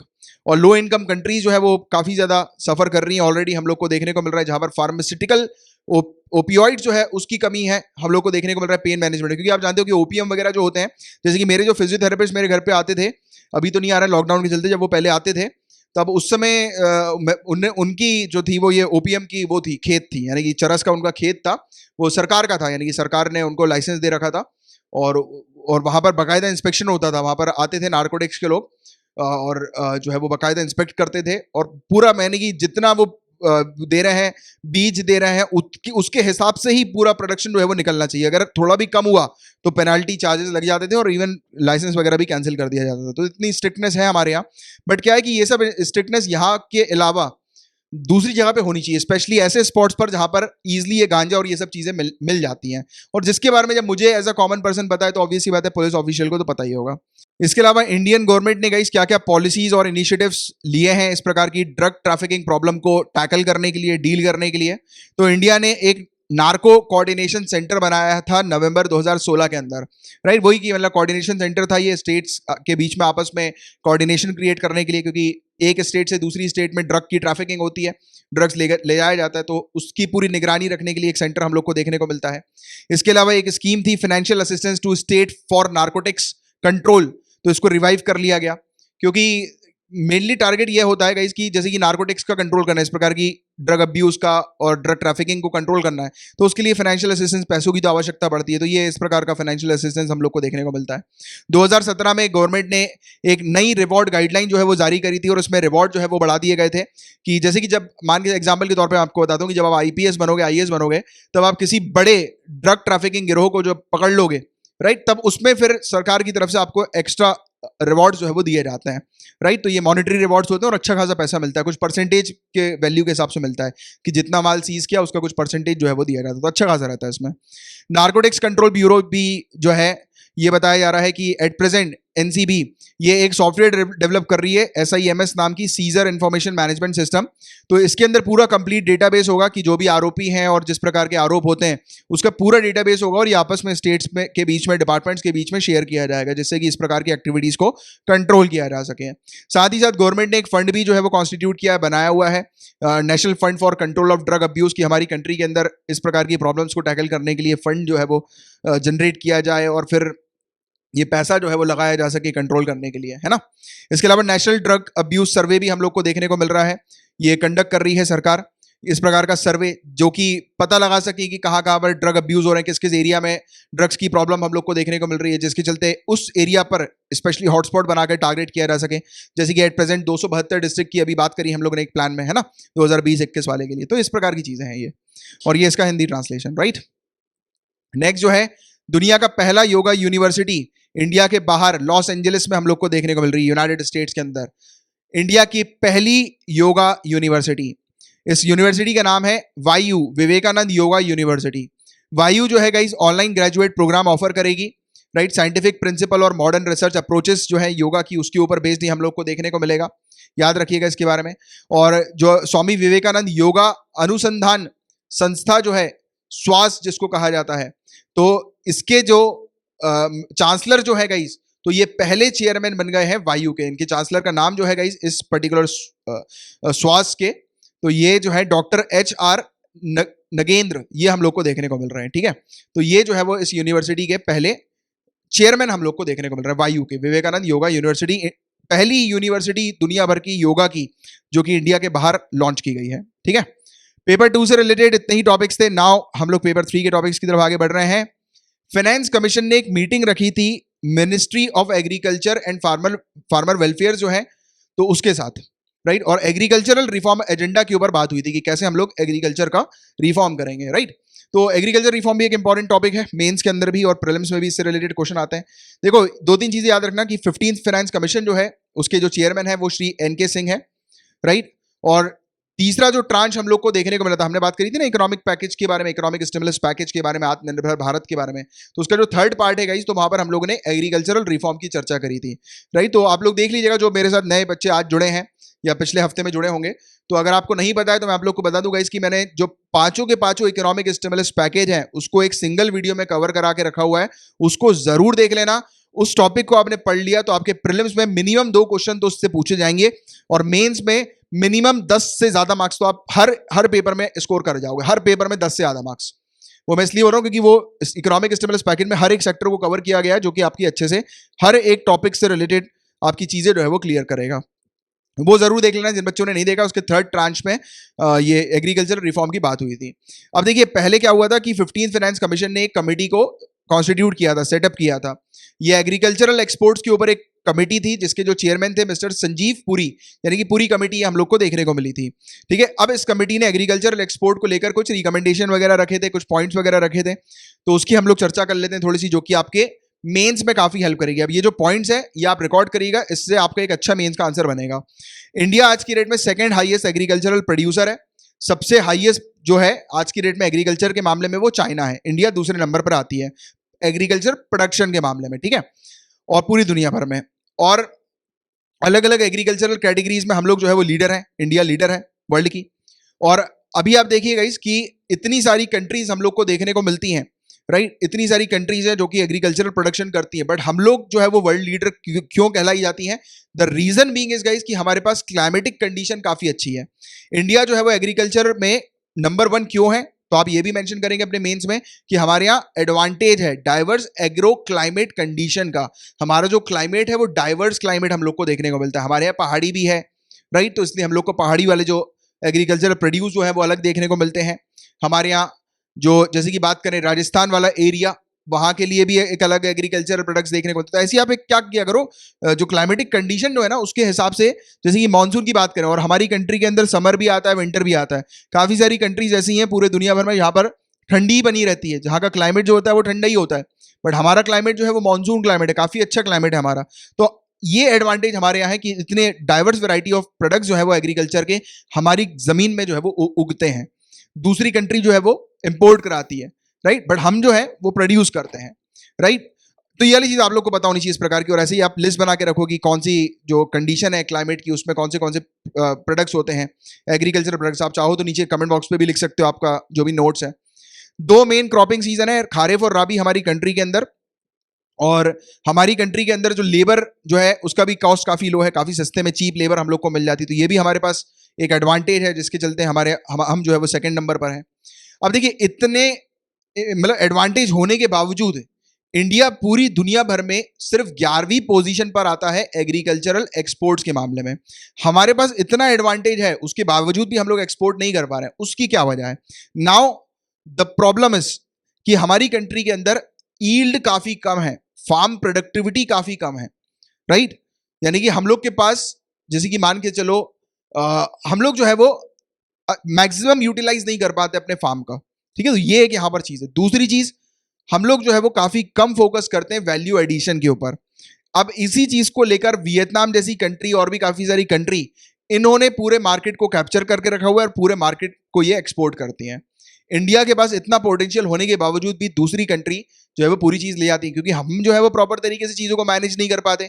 एक एग्रीकल्चर जो फार्म है उसको उसका मैक्सिमम यूटिलाइज कैसे करना है उसके बारे में हम लोग काफी पीछे हैं, यानी कि उसके बारे में प्रॉपर इंफॉर्मेशन हमारे किसानों को नहीं है। बट हालांकि धीरे धीरे करके काफी सारी स्कीम्स के थ्रू ये सब चीजें पॉसिबल हो रही हैं, राइट? और हमारा जो है वो काफी बड़ा डोमेस्टिक मार्केट है, कंजम्पशन के पर्पस के लिए ही हम लोग जो है वो उपयोग कर लेते हैं, तो एक्सपोर्ट के लिए काफी कम बचता है, राइट? तो ये एक चीज है। बट ये वाला साल जो है ये काफी अच्छा है, इस साल में हमारे पास सरप्लस प्रोडक्शन भी हुआ है, इसकी जानकारी भी आपको होनी चाहिए। अब आगे की बात करेंगे इसकी, हमारे यहाँ पर जो गिरावट जो आई थी वो उस कारण भी ये भी था, यानी कि जो ग्रोथ जो एग्रीकल्चर प्रोड्यूस की वो भी कुछ सालों पहले कम भी हुई थी। 2014, 15, 16 की बात करें तो ये जो साल थे यहाँ पर सूखा पड़ा हुआ था, साथ ही साथ पूरे दुनिया भर में जो एग्रीकल्चरल प्रोड्यूस के प्राइजेस जो थे उसमें भी गिरावट आई थी, तो इसके चलते हमारा एक्सपोर्ट्स भी था जो था वो भी ओवरऑल 10% से गिर गया था, राइट? और रिसेंटली आज की अगर हम लोग बात करेंगे तो हमारे पास प्रोडक्शन भी काफ़ी तेज़ी से बढ़ता जा रहा है, क्योंकि हम लोग ने वेरियस पॉलिसीज स्कीम्स का उपयोग करना शुरू कर दिया है। अपने खेत वगैरह जो है उसका मैक्सिमम यूटिलाइजेशन कैसे करना है उसको लेकर भी हमारी पॉलिसीज हम लोगों ने स्ट्रेंथन कर ली है। किसानों को समय समय पर हम लोग ट्रेनिंग वगैरह ऑफर करते रहते हैं। साथ ही साथ अभी आप लोग को पता होगा, अभी कल की बात करें, कल जो ये था जो रेडियो में आता है ना, ये मन की बात हमारे ऑनरेबल प्राइम मिनिस्टर की, तो उन्होंने भी मेंशन किया था, जिसके बारे में हम लोग ने पढ़ा भी था प्रीवियस ट्यूटोरियल्स में, आपको याद भी आएगा कि बात ये की गई थी कि हमारे यहाँ के जो किसान है वो आज की रेट में जो दूसरे जो थर्ड पार्टी है उनके साथ डील कर सकते हैं, यानी कि एपीएमसी से टाई अप के बगैर। यानी कि अभी की कंडीशन, आज से पहले की कंडीशन ये थी कि हमारे यहाँ पे किसान जो है उनको एपीएमसी के साथ ही, एपीएमसी के अंडर ही काम करना रहता था, राइट? अब जो थे वो फाउंडेशन कंडीशन जो है वो हट गई है। अब हमारे किसान जो है वो दूसरे थर्ड पार्टी के साथ भी अपना कॉन्ट्रैक्ट कर सकते हैं, थर्ड पार्टी को भी जो है वो एपीएमसी के अलावा प्रोड्यूस जो है वो बेच सकते हैं, तो इससे फार्मर्स का भी फायदा होगा, राइट? और वेरियस समय समय पर हम लोग जो है वो एग्रीकल्चरल ग्रोथ के लिए वेरियस पॉलिसीज वगैरह लेकर आते रहते हैं। मैक्सिमम यूटिलाइज कैसे करें फार्मर्स की फील्ड को, उसको लेकर भी समय समय पर चीज़ें चलती रहती हैं, राइट? और आज की रेट में काफ़ी ज़्यादा बढ़ी गई है, हम लोग को देखने को मिल रहा है, राइट? तो अभी प्रोडक्शन जो है वो काफ़ी हैवी हो गया, हाई हम लोग को देखने को मिल रहा है, हमारे पास अच्छा खासा सरप्लस है, तो इसलिए हम लोग जो है वो ओवरसीज मार्केट को काफ़ी अच्छे से कैप्चर कर सकते हैं। तो हमारे पास एक अच्छी अपॉर्चुनिटी है एक्सपोर्ट करने की। और साथ ही साथ आपको पता होगा कि एग्रीकल्चरल प्रोड्यूस को जो है वो ये जो फूड प्रोसेसिंग यूनिट जो है उनके साथ लिंक करने की भी बात की गई है, क्योंकि हम लोग को फूड प्रोसेसिंग में भी आगे बढ़ना है, राइट? तो अल्टीमेटली क्योंकि जो हमारे पास जो ऑलरेडी जो स्टोरेज है, यानी कि जिस जगह पर हमारे पास वेयर हाउस में जो एग्रीकल्चरल प्रोड्यूस रखा जा रहा है, तो वो एग्रीकल्चरल प्रोड्यूस जो है वो स्टोरेज के अंदर, स्टॉक के अंदर जो है वो खराब ना हो जाए, क्योंकि ये सब तो पेरिशेबल कम्युनिटीज होती हैं, इसको अगर समय पे आप उपयोग नहीं करोगे तो खराब हो जाएगी। तो हम क्या करेंगे, फूड प्रोसेसिंग में इन्वॉल्व होंगे, जिससे कि अल्टीमेटली एग्रीकल्चरल प्रोड्यूस का एक तो प्रॉपर जो है वो यूटिलाइजेशन भी हो जाएगा, और जब फूड प्रोसेसिंग बिजनेस में हम लोग इन्वॉल्व होंगे तो हम लोग फूड प्रोसेसिंग को जो है वो अपनी एक्सपोर्ट करेंगे। तो अल्टीमेटली यहाँ पर एग्रीकल्चर प्रोड्यूस की ही बात हो रही है, जो कि एक्सपोर्ट सेक्टर में काफ़ी हेल्प करेगी, एक्सपोर्ट सेक्टर को बढ़ावा दे देगी। तो ये सब कुछ चीज़ें हैं, इसके अलावा ये सब फिगर वगैरह में जाने की जरूरत नहीं। मेनली इसमें इंपॉर्टेंट है कि इंडिया जो है गाइस ये ओवर 20 बिलियन यूएस डॉलर जो है वो एग्रीकल्चर प्रोडक्ट्स को इंपोर्ट करता है, बट देन टू हम जो है वो ट्रेड सरप्लस में है 18 बिलियन यूएस डॉलर के। ट्रेड सरप्लस का मतलब कि हम लोग जितना इंपोर्ट कर रहे हैं उससे ज्यादा एक्सपोर्ट कर रहे हैं, और ट्रेड डेफिसिट का मतलब हम लोग जितना इंपोर्ट कर रहे हैं उससे काफी कम जो है वो एक्सपोर्ट कर पा रहे हैं, तो वो ट्रेड डेफिसिट होता है। ट्रेड सरप्लस यानी कि ज्यादा एक्सपोर्ट कर रहे हैं हम लोग जितना इंपोर्ट कर रहे हैं, तो 20 बिलियन US डॉलर से ज्यादा हम लोग इंपोर्ट करते हैं, but plus 18 billion US dollar हम लोग एक्सपोर्ट कर जा रहे हैं। जैसे कि मान के चलो आप कि जैसे कि 100 हमारा जो है वो एक लाइन बनी हुई है, ठीक है। अब हम लोग अगर 100 बिलियन US डॉलर अगर इंपोर्ट कर रहे हैं, चलो 20 बिलियन की बात करता हूं मैं, 20 बिलियन US डॉलर अगर हम लोग इंपोर्ट करें तो इन टोटल हम लोग 38 बिलियन US डॉलर एक्सपोर्ट कर रहे हैं। अब चीज क्लियर हो गई कि 18 बिलियन जो है वो हम लोग को फायदा हो रहा है, तो ये चीज यहां पर बताई गई है। तो और इसके अलावा अभी जो है वो काफी अच्छा, हम लोग की बात करें हम लोग तो खारिफ क्रॉप्स जो है गाइस उसके अंडर कवरेज काफी अच्छा है हमारा, क्योंकि बारिश बहुत अच्छी हुई है, तो इसमें काफी अच्छी प्रोग्रेस जो है वो हुई है। अब इससे क्या होगा गाइस, तो इससे हमारे पास प्रोडक्शन भी काफी हाई हो जाएगा, जो मैंने भी आपको एक्सप्लेन किया था रिपोर्ट के अंदर, हमने बात करी कि इस बार प्रोडक्शन हमारा काफी अच्छा है, तो उसको लेकर हम लोग जो है वो आराम से जो है वो एक्सपोर्ट कर पाएंगे, राइट। तो ये वाली चीज है। इसके अलावा ऑयल सीड में कवरेज में हम लोग को जंप देखने को मिला है 3 गुना ज्यादा, राइट। कॉटन, कोर्स, सीरियल्स और पल्सेस, राइस वगैरह जो है इसमें भी हम लोग को काफी फायदा जो है वो मिल रहा है। हालांकि ये सब चीजें इतनी इंपॉर्टेंट नहीं होती, बट फिर भी अगर एक आइडिया रहे आपको तो वो ठीक रहता है, ठीक है। और इस साल जो बारिश हुई ये बहुत इंपॉर्टेंट है। इस साल जो बारिश हुई है गाइस ये ऑलमोस्ट पिछले 10 सालों के एवरेज में डबल हम लोग को देखने को मिली, और इस बार अभी तक में यानी कि एट प्रेजेंट जब पूरा सीजन खत्म भी नहीं हुआ है तो भी हम लोग देख रहे हैं कि बारिश जो है वो सरप्लस पे हम लोग को देखने को मिल गई है, बढ़ गई है, ठीक है। अब गाइस इंडियन नेवी में हम लोग को एक टॉर्पीडो डिकॉय सिस्टम देखने को मिलेगा जिसका नाम है मारीच। अब ये देखो, ये टॉर्पीडो डिकॉय सिस्टम है, ये मारीच, और ये काम कैसे करता है इसको जानो। तो देखो गाइस, जैसे ये एनिमी सबमरीन है, ठीक है, एनिमी सबमरीन, इसने एक टॉर्पीडो लॉन्च किया हमारी तरफ, हमारे शिप को डिस्ट्रॉय करने के लिए। टॉर्पीडो मतलब आप समझते होगे कि ये जो सबमरीन की मिसाइल आप कह सकते हो कि ये सबमरीन की मिसाइल को टॉर्पीडो कहते हैं, वैसे टॉर्पीडो ही कहना चाहिए। तो ये टॉर्पीडो इसने लॉन्च किया। अब ये जो सिस्टम है हमारे मारीच, ये क्या करेंगे गाइस, इस टॉर्पीडो को जो है वो मतलब डाइवर्ट कर देंगे और डिस्ट्रॉय कर देंगे, इसको कंफ्यूज कर देंगे। तो ये चीज होती है, और इस पर्टिकुलर टॉर्पीडो को डिटेक्ट करने का भी इसका काम होता है। तो ये केपेबल होते हैं टॉर्पीडो को डिटेक्ट करने के लिए, कंफ्यूज करने के लिए, डाइवर्ट करने के लिए और इनको डिस्ट्रॉय तक करने के लिए ये जो होते हैं वो केपेबल रहते हैं। तो आप देखिए ये मारीच बहुत ही शानदार जो हम लोग को सिस्टम देखने को मिल रहा है यहाँ पर। भारत इलेक्ट्रॉनिक्स लिमिटेड जो कि एक डिफेंस PSU है उसके द्वारा ये प्रोड्यूस किया गया है और आगे चल के किया जाएगा। तो ये अब इंडियन नेवी में हम लोग को देखने को मिल रहा है, राइट, मारीच। और देखो चलो ये तो बात हो गई इसके बारे में, ये इंडिया के अंदर खुद इंडिया के अंदर ही बनाया गया, इंडिजीनियसली मेड है ये। बट इसको हटकर मैं आप लोगों को कुछ चीज़ और बताता हूँ। देखिए रामायण में मारीच हम लोग को देखने को मिलता है। मैं ऐसा आपको क्यों बता रहा हूँ, क्योंकि गाइस कुछ समय पहले UPSC है, इसने मेंस में कुछ समय पहले एक बार तांडव पूछ लिया था।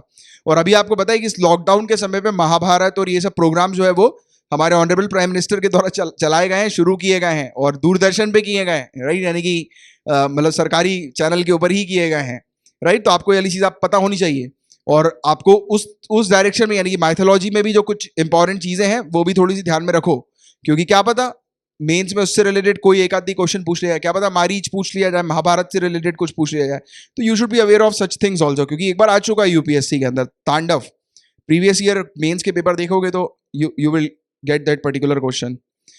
अब देखिए इंडियन नेवी का ऑपरेशन समुद्र सेतु है, पहले भी हम लोगों ने इस ऑपरेशन समुद्र सेतु की बात करी थी जब ये मालदीव्स के अंदर गया था।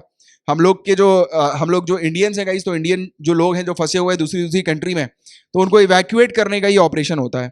और अभी जो ये ऑपरेशन कंडक्ट हुआ ये INS जलश्वा का हम लोग को देखने को मिल रहा है। ये देखिए आप, ईरान के अंदर है बंदर अब्बास, तो यहां पर जो है ये गया है। क्वेश्चन अब आपसे ये लोकेशन वाइज भी पूछ लिया जा सकता है कि बंदर अब्बास कहां पर है, तो याद रखिएगा ये ईरान के अंदर हम लोग को देखने को मिलता है, ठीक है। तो ये चीज थी इसके बारे में। अभी सरकार ने फ्लोटिंग रेट सेविंग बॉन्ड 2020 जो है वो इंट्रोड्यूस कर दी है, ये टैक्सेबल होंगी। अभी देखिए कुछ समय पहले हम लोग ने बात करी थी कि रिजर्व बैंक ऑफ इंडिया का 7.75% का जो बॉन्ड था 2018 का, तो उसको जो है वो डिसकंटिन्यू कर दिया था सरकार ने। उसकी जगह पर ये फ्लोटिंग रेट सेविंग बॉन्ड जो है वो शुरू कर दिया। फ्लोटिंग रेट यानी कि इसका रेट ऑफ इंटरेस्ट जो होगा वो फिक्स्ड नहीं होगा। अब इसमें आपको डिटेल में इतना नहीं पढ़ना है, बस आप सिंपली ये वाला टॉपिक जाके पढ़ लेना, तो आपको काफ़ी सारी क्लियरिटी जो है वो हो जाएगी ये बॉन्ड से रिलेटेड, और क्यों सरकार ने बंद किया था ये वाला बॉन्ड, तो उसके बारे में भी आपको आइडिया लग जाएगा। अब दोबारा से क्यों शुरू किया है, तो उसके पीछे का आंसर है क्योंकि यहाँ पर फ्लोटिंग रेट ऑफ इंटरेस्ट की बात की गई है। यहाँ पर फिक्स्ड था 7.7% रिटर्न, ठीक है। अब इतना सरकार जो है वो दे नहीं सकती थी, तो इसीलिए ये बंद कर दिया गया और फ्लोटिंग रेट सेविंग बॉन्ड जो है वो शुरू कर दिया, जैसे कि लोग बाग जो है वो ये वाले बॉन्ड परचेज कर सकें, और इसमें जो कमाई होगी लोगों की, जो इनकम होगी, इंटरेस्ट मिलेगा, यानी कि वो टैक्सेबल होगा। तो ये टॉपिक आपको 2 जून 2020 को मिल जाएगा। आपको 24 मिनट 35 सेकंड पे जाना है, तो ये टॉपिक जो है वो आप लोग को मिल जाएगा, तो आप देख लीजिएगा ये वाला टॉपिक भी। अभी देखिएगा इस नया क्राइटेरिया हम लोग को एमएसएमई के क्लासिफिकेशन का देखने को मिल रहा है। जब मैंने आत्म भारत के बारे में डिस्कस किया था हम लोगों ने, इकोनॉमिक स्टिमुलस पैकेज के बारे में, तब मैंने आपको नए जो है बताए हुए थे कि किस प्रकार से एमएसएमई को अभी डेफिनेशन उसकी चेंज कर दी गई है। जैसे कि अभी जो है वो इन्वेस्टमेंट और टर्नओवर, ये दो चीज़ जो है वो इंट्रोड्यूस कर दी गई है। पर इन्वेस्टमेंट तो पहले भी था, टर्नओवर अभी इंट्रोड्यूस कर दिया गया है।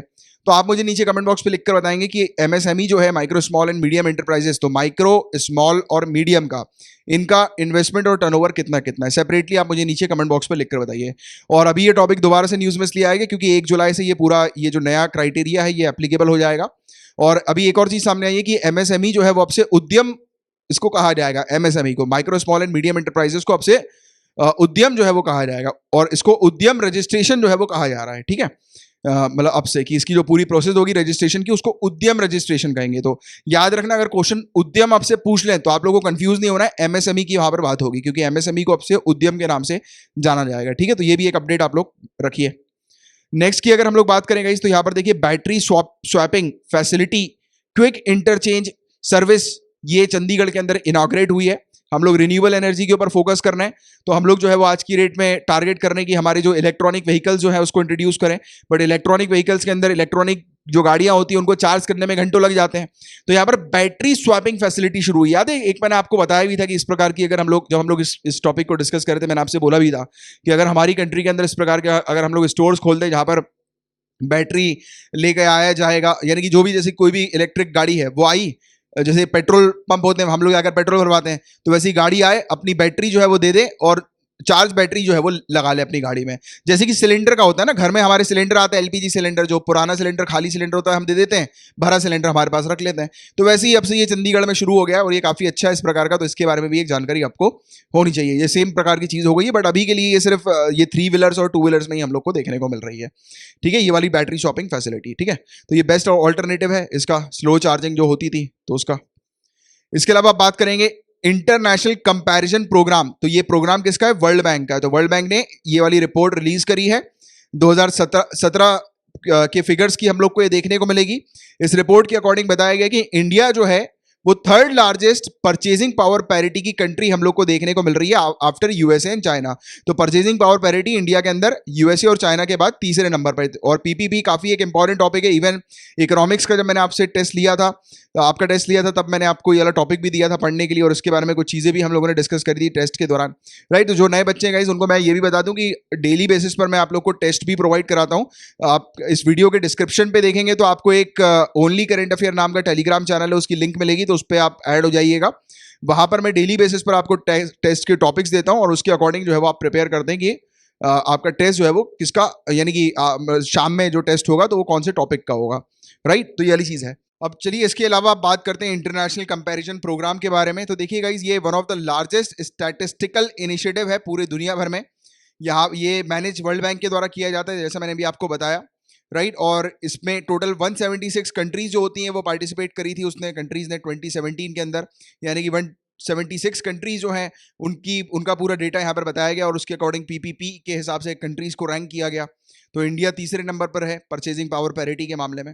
और नेक्स्ट जो आईसीपी का कंपैरिजन जो होगा वो 2021 के ईयर पर हम लोग को देखने को मिलेगा। अभी ये 2017 का है, काफ़ी इंपॉर्टेंट ये इसका डेटा माना जाता है। बात करें इसकी रिपोर्ट की गाइस, तो देखो रिपोर्ट में क्या है कि इंडिया जो है गाइस, उसकी अगर पीपीपी की अगर हम लोग बात करें, कंपेयर करें पीपीपी से, इंडिया के परचेजिंग पावर पैरिटी से, तो 6.7% इंडिया की हम लोग को देखने को मिल रही है। हालांकि ये सब फिगर्स इतना इंपॉर्टेंट नहीं आप लोग को याद रखने के लिए।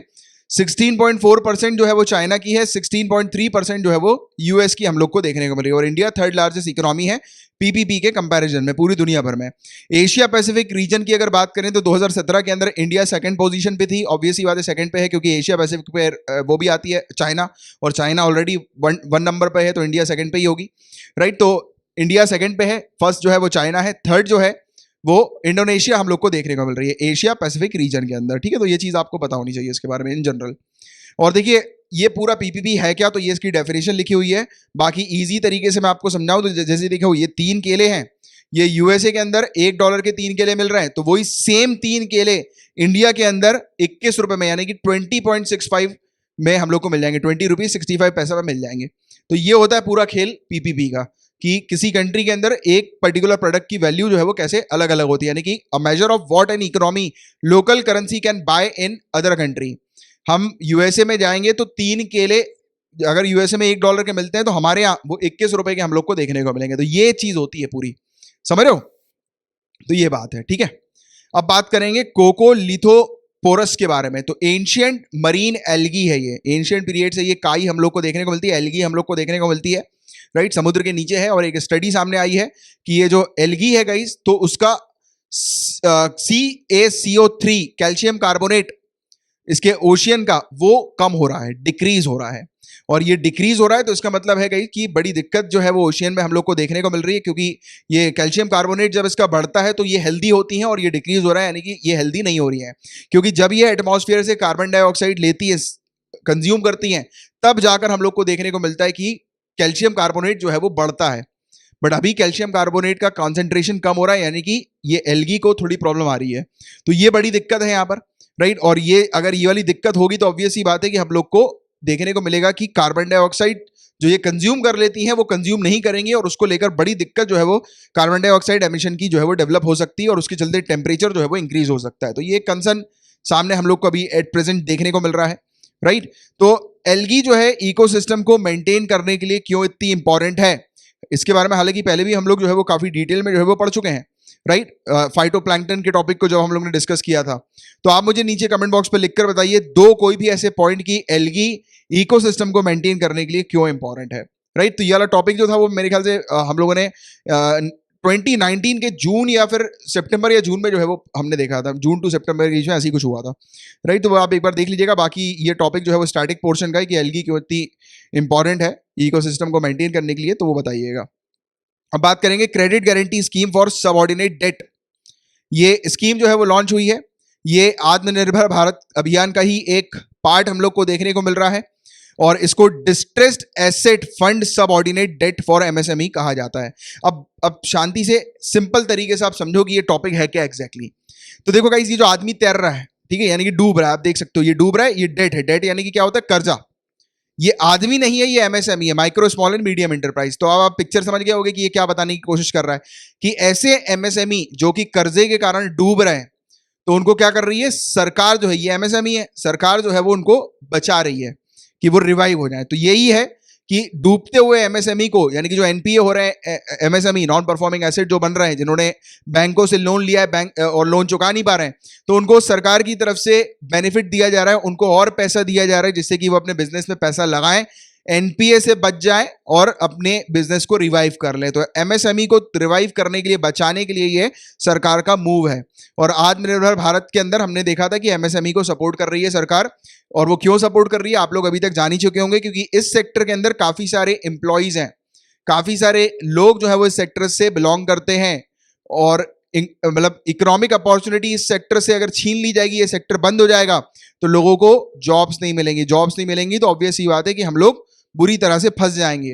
तो यहां पर लोगों को जॉब मिले, इकोनॉमी रिवाइव हो, इसके लिए सरकार ने यह स्कीम लेकर आई है, ठीक है। डिस्ट्रेस्ड एमएसएमई सेक्टर को रिवाइव करने के लिए, यानी कि जो फंस चुके हैं एमएसएमई सेक्टर, जो एमएसएमई सेक्टर स्ट्रेस्ड है, यानी कि वो लोन नहीं चुका पा रहे हैं या फिर वो एनपीए हो गए हैं 30 अप्रैल 2020 तक, तो उनको यहां पर फायदा मिलेगा। 20,000 करोड़ रुपए इसके लिए अलॉट कर रही है सरकार और ये स्कीम हम लोग को ये वाली देखने को मिल रही है।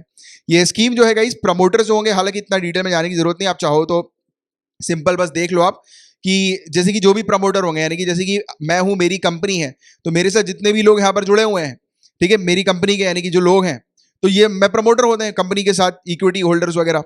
तो ये जो प्रमोटर्स हैं गाइस, तो इनको जो है वो लोन दिया जाएगा इक्विटी के तौर पर, यानी कि जो इनको पैसा दिया जाएगा वो पैसा वो पर्सनल यूज के लिए नहीं यूज करेंगे, उनकी कंपनी में ये पैसा एज अ शेयर के तौर पर लगाया जाएगा। इसमें क्या होगा गाइस कि 90% गारंटी कवरेज जो है ये सरकार प्रोवाइड कराएगी स्कीम के तहत, 10% खुद से प्रमोटर को अपनी जेब से देना पड़ेगा। यानी कि यहां पर कहा गया कि प्रमोटर को, कि आप जैसे कि वही होता है, मैंने आपको कल भी समझाया था एक टॉपिक में, कि जैसे कि अपन गाड़ी खरीदते हैं, कल नहीं सैटरडे को समझाया था, जैसे अपन गाड़ी खरीदते हैं, ठीक है, अब गाड़ी खरीदने में हम लोग कुछ डाउन पेमेंट डालते हैं, है ना, गाड़ी खरीदते हैं डाउन पेमेंट डालते हैं। अब हम जब डाउन पेमेंट दे रहे हैं एक गाड़ी की, तो वही क्या होता है, वो इनिशियल मनी होता है, और बाकी जो होता है वो फाइनेंस हो जाती है गाड़ी।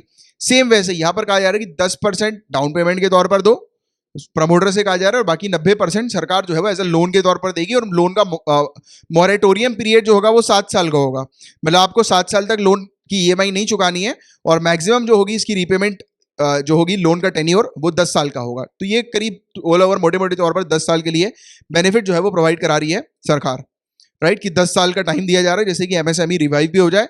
और 10 साल का टाइम तो बहुत होता है, 7 साल का मॉरेटोरियम मतलब बहुत ही ज्यादा, राइट। तो ये काफी बेहतरीन चीज है, और इसमें 2 lakh micro small and medium enterprises को डायरेक्टली सपोर्ट मिलेगा, और इससे इकोनॉमिक एक्टिविटी रिवाइव हो जाएगी हमारी। तो ये चीज यहां पर बताई गई है, राइट। कोऑपरेटिव बैंक्स ये क्या होते हैं, इस टॉपिक को मैंने आप लोग को 8 फरवरी 2020 को पढ़ाया हुआ है। 21 मिनट 46 सेकंड पे आप जाओगे तो आपको ये वाला टॉपिक मिल जाएगा।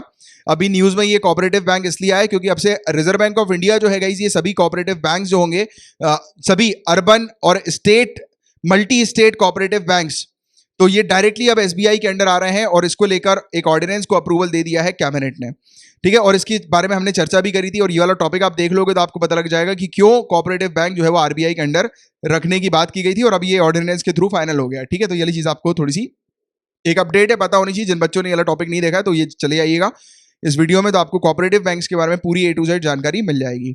डीकार्बनाइजिंग ट्रांसपोर्ट प्रोजेक्ट, नीति आयोग और इंटरनेशनल ट्रांसपोर्ट फोरम, जो कि organisation of economic cooperation development का हम लोग को देखने को मिलता है, इन्होंने जॉइंटली लॉन्च किया है decarbonising transport in emerging economies, DTEE project.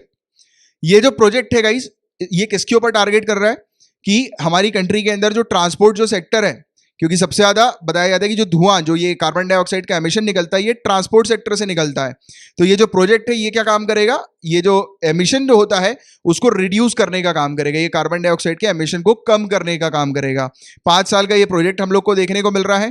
पूरा बाकायदा फ्रेमवर्क जो है वो इंडिया के ट्रांसपोर्ट सेक्टर के लिए तैयार किया जाएगा, और इसी का ये प्रोजेक्ट है। और आज की डेट में इंडिया, अर्जेंटीना, अजरबैजान, मोरक्को, आपके दीवार में जो वर्ल्ड मैप होगा बड़ा सा, जो नए बच्चे हैं उनको मैं बता दूंगा, अगर आप जिस टेबल पे पढ़ रहे हो उस टेबल के सामने बड़ा वाला एकदम वर्ल्ड मैप नहीं है तो जाकर स्टेशनरी से खरीद लेना। पेपर वाला तो 20 रुपए का आता है, बड़ा वर्ल्ड 20, मेरे ख्याल से 20 या 30 रुपए का आएगा, उससे ज्यादा का नहीं है पेपर वाला।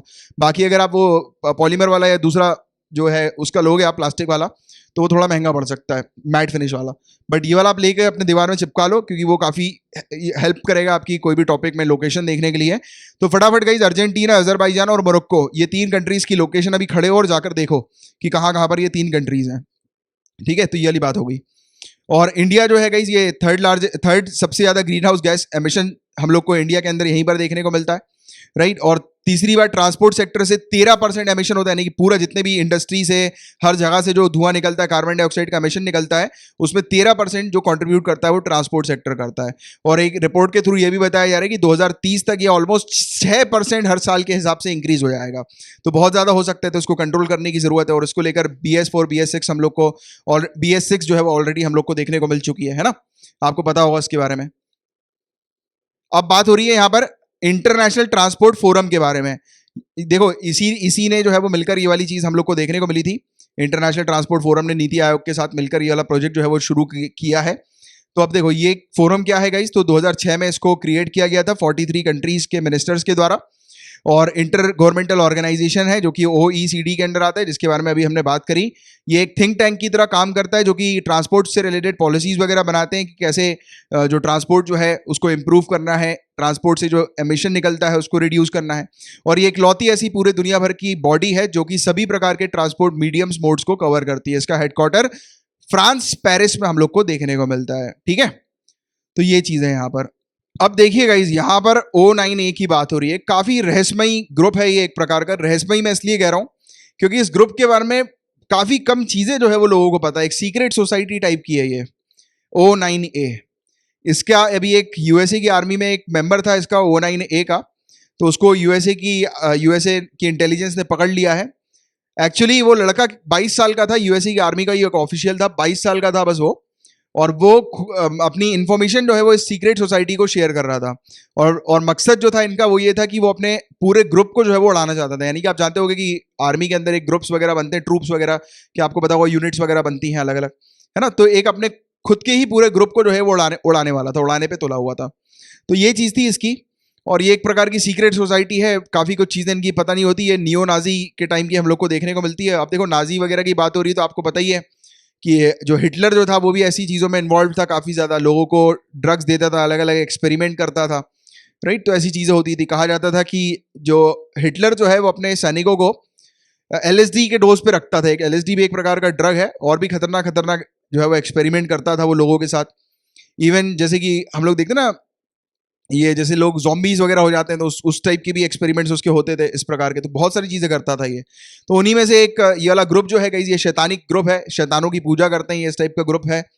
और ये यूके में इसका 1970s के समय पे कहा जाता है फाउंडेशन हुआ था, और अब आज की डेट में ये पूरी दुनिया भर में ऑपरेट करते हैं, इंक्लूडिंग यूएसए ऑल्सो। और यूएसए में एक लड़का 22 साल का एक फौजी जो है वो पकड़ा गया था, जो कि अपने ही खुद के ग्रुप को, यूनिट को उड़ाने की स्ट्रैटेजी बना रहा था, राइट। तो ये चीज़ है, इसकी इतना डिटेल में आपको नहीं आना है, बस सिंपली आपको बताना चाहिए कि ये एक सीक्रेट ग्रुप है जो कि मिलकर जो है वो एक सिंगल टारगेट के ऊपर जो है वो काम करते हैं। जैसे कि इल्यूमिनाटी भी काफ़ी फेमस है, एक आपने सुना भी होगा शायद, उसके बारे में शायद नहीं भी सुना होगा। बाकी ज़्यादा रिसर्च मत करना, क्योंकि ये सब चीज़ें जो होती है वो आप लोग को उलझा के रखती हैं। हालांकि मेरा काफ़ी इंटरेस्ट है इन सब चीज़ों में, जैसे कि ये भूत प्रेत और ये वाली जो चीज़ें होती हैं, गोस्ट एक्टिविटीज़ वगैरह। बट क्या होता है गाइस कि ये सब चीज़ें जो होती है ना वो इंसान को उलझा देती हैं। जैसे कि मैं आपको बता एक इंसिडेंस बताता हूँ, थोड़ा आपका टाइम लूँगा, ये आखिरी न्यूज़ है वैसे भी, अगर आप जाना चाहते हो तो जा सकते हो, कोई दिक्कत नहीं है। जब मैं दिल्ली में था, मैंने दिल्ली में 2-1 साल समय जो है वो बिताया हुआ है। मैंने कॉलेज के बाद जो है वो अपने दिल्ली चला गया था, और दिल्ली में मैं था 2-1 साल। तो उस समय मेरा जो रूम था वहाँ पर जो मतलब मेरे जो रूममेट थे उनके दोस्त जो थे वो डिविजनल कमिश्नर थे वहाँ के दिल्ली के।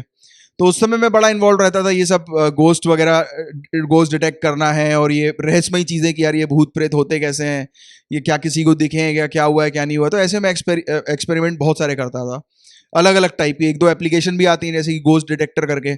आपको पता होगा कि एक इंसान था गौरव तिवारी नाम का, एक इंडियन पैरानॉर्मल सोसाइटी से वो बिलोंग करता था। ये जो बंदा था ये गोस्ट डिटेक्ट करता था, और न्यूज़ वगैरह में भी बाकायदा इसके बारे में आते था, और काफ़ी फेमस बंदा था।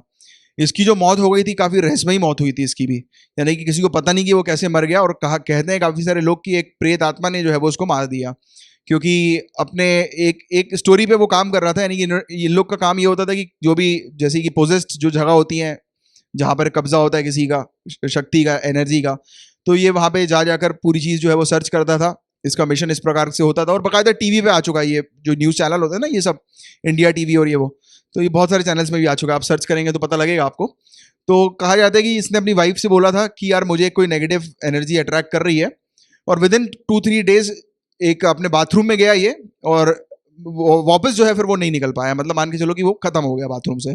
फिर जब रिसर्च हुआ तो पता लगा उसके गले में एक तार टाइप का निशान था कि किसी ने उसका गला घोटा है, बट उस बाथरूम के अंदर कोई गला घोटने वाली चीज़ थी नहीं। तो ये बड़ी एक काफ़ी मिस्टीरियस चीज़ हुई थी एक।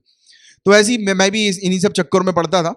तो मैं आपको एक ही वही बताता हूँ कि वो भी जो है वो ईवीएम वगैरह, ये सब मशीन्स वगैरह जो होती हैं उनका यूज़ करते थे। तो मैं भी इसी प्रकार के कुछ सॉफ्टवेयर वगैरह यूज़ करता था कि ऐसा कुछ करने के लिए। अब वो मैं आपको लगेगा कि यार सर यार आप कैसे थे यार। अब वो जो भी यार सबका एक अपना एक अलग पॉइंट होता है, एक इंटरेस्ट होता है। मैं उस तरफ जा रहा था, अब नहीं हूँ। तो मैं आपको ऐसी बात चली है तो फिर सोचा कि आपको शेयर करूँ। तो ऐसे ही मैं एक बार बैठा हुआ था, तो मेरे रूम में जो है वो डिविजनल कमिश्नर आए हुए थे, और we were discussing about many things. तो ऐसे ही रात में 12-1 बजे हम लोगों ने कुछ ऑर्डर किया खाने वाने का, और उसके बाद फिर बातचीत कर ही रहे थे। तो मैंने कहा कि सर देखो मैं आपको कुछ करके दिखाता हूँ, अगर यहाँ पे कुछ होगा तो we will going to talk with them. तो उन्होंने तो पहले स्टार्टिंग बोल दिया हाँ कर लो। तो मैंने लाइट वाइट ऑफ करी, वो शुरू किया पूरा प्रोसेस। तो एकदम से उन्होंने थोड़ी देर बाद बोला कि नहीं यार कमलाश लाइट चालू करो।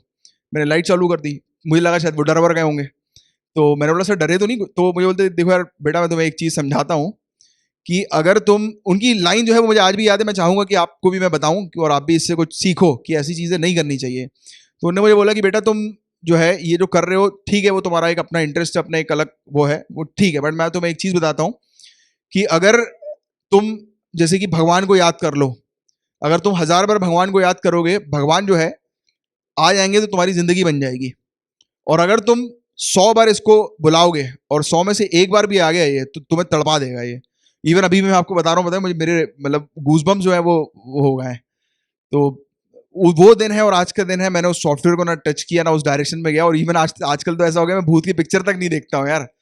तो वो चीज़ है, अब वो होता है सब में। आपके भी अगर कुछ ऐसा कुछ है तो आप मुझे बताइएगा नीचे कमेंट बॉक्स में लिखकर। बट मेरे आपसे यही राय है कि ऐसी चीज़ों पे बिल्कुल इन्वॉल्व नहीं होना है, क्योंकि वाकई में जो चीज़ वो डिविजनल कमिश्नर ने कही थी, राजीव सर ने, दिल्ली के डिविजनल कमिश्नर थे वो, तो उसके वो मुझे बहुत इफेक्टिव लगी, बहुत ज़्यादा इफेक्टिव लगी। चलो एनीवेज गाइस, तो ये आज का लास्ट टॉपिक था हमारा, और आपको कुछ मैं होमवर्क दे देता हूँ और ये होमवर्क आप प्रिपेयर कीजिएगा। पहला जो है कि इंडियन मॉनसून को अफेक्ट करने वाले कुछ फैक्टर्स बताइएगा।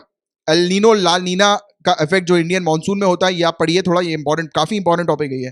और अभी मैं इसलिए बोल रहा हूँ क्योंकि ये जो मॉनसून वाला जो फैक्टर है, अभी देखो मॉनसून का पीरियड हम लोग को देखने को मिल रहा है, और अभी हमारा इस साल का जो मॉनसून है ना वो काफी पहले अराइव हो गया है। नॉर्मली हमारी कंट्री के अंदर हम लोग को देखने को मिलता है नॉर्मल जो कि 8 जुलाई तक पूरी कंट्री में मॉनसून आ जाता है, एंटायर कंट्री में। बट अभी रिसेंटली 26 जून को हमारी पूरी एंटायर कंट्री के अंदर साउथ वेस्ट मॉनसून जो है वो आ चुका था, यानी कि कवर हो चुका है। तो ये जो है वो आईएमडी के द्वारा बताया गया है, और इस बार मॉनसून जल्दी आया है, तो मॉनसून से रिलेटेड भी काफी सारी चीजें होती हैं, रिलेटेड टर्म्स उसके हम लोग को देखने को मिलते हैं जो आपको पढ़ना है। जैसे कि एल नीनो और ला नीना का जो कंसेप्ट है ना, ये भी इंडियन मॉनसून को इफेक्ट करता है। तो इसका क्या इफेक्ट है इंडियन मॉनसून के ऊपर, तो ये आप थोड़ा सा पढ़िएगा, इससे रिलेटेड नोट्स बनाइए, क्योंकि एल नीनो और ला नीना एक बहुत ही इंपॉर्टेंट और फेवरेट टॉपिक है यूपीएससी का, इवन मॉनसून ऑल्सो, राइट, क्योंकि इंडियन मॉनसून क्लाइमेट है हमारा, तो ये भी इसलिए आपको पढ़ना है। ट्रेजरी बिल्स क्या होते हैं ये पढ़ लीजिएगा। जल जीवन मिशन के बारे में पढ़िएगा। जैसे अभी गोवा के अंदर हमने बात करी थी ना कि गोवा के अंदर जो है वो 2021 तक सभी घरों में नल लगवाया जाएगा, और राजस्थान के अंदर भी इवन हम लोग को देखने को मिल रहा है यही वाला। तो ये जल जीवन मिशन के थ्रू हो रहा है, ठीक है। तो जल जीवन मिशन भी पढ़िएगा, इसके बारे में आपको ऑलरेडी पढ़ा चुका हूँ। तो ये आज के लिए आपके 4 होमवर्क्स हैं, इनको आप प्रिपेयर कीजिए, इससे रिलेटेड हैंड रिटन नोट्स बनाइए, और अगर आप ऐसा कर लेते हैं तो नीचे कमेंट बॉक्स पे लिखिएगा सर होमवर्क डन, मुझे पता लग जाएगा आपने होमवर्क कंप्लीट कर लिया है। And one more thing guys, कि ये जो आपको दिखाई दे रहा है, ठीक है, ये क्या है, ये Sardar Patel national unity award. तो इसको जो नॉमिनेशन का जो टाइम है इसका एक्सटेंड कर दिया गया है, इसलिए टॉपिक न्यूज में आया था। बट आप मुझे नीचे कमेंट बॉक्स पर इस अवार्ड के बारे में कुछ 2-3 पॉइंट्स जो है वो लिखकर बताएंगे कि अवार्ड जो है वो किन लोगों को दिया जाता है, कब से बनाया गया है, क्यों बनाया गया, क्या है, तो उससे रिलेटेड चीज़ें लिखकर बताइए, ठीक है, इस अवार्ड्स के बारे में। और लेक्चर अगर आपको अच्छा लगा है, पूरे टॉपिक्स अगर अच्छे से क्लियर हुए हैं, समझ में आ गए हैं, तो लेक्चर को लाइक कर दीजिएगा और शेयर भी ज़रूर कीजिएगा आपके किसी भी सोशल मीडिया अकाउंट पे। और यदि आप नए आए हैं तो सब्सक्राइब कर लीजिए, और यूपीएससी प्रीलिम्स 2020 की तैयारी कर रहे हैं तो इन नंबर पर कांटेक्ट करके आपको पूरी इन्फॉर्मेशन जो है वो क्रैश कोर्स से रिलेटेड मिल जाएगी, ठीक है। और ये कुछ स्टडी, ये टेलीग्राम के फ्री स्टडी ग्रुप्स हैं, इनको आप ज्वाइन कर सकते हैं, राइट। तो चलिए अब हम लोग मिलेंगे कल, तब तक के लिए bye bye, take care, have a great day ahead, Tata.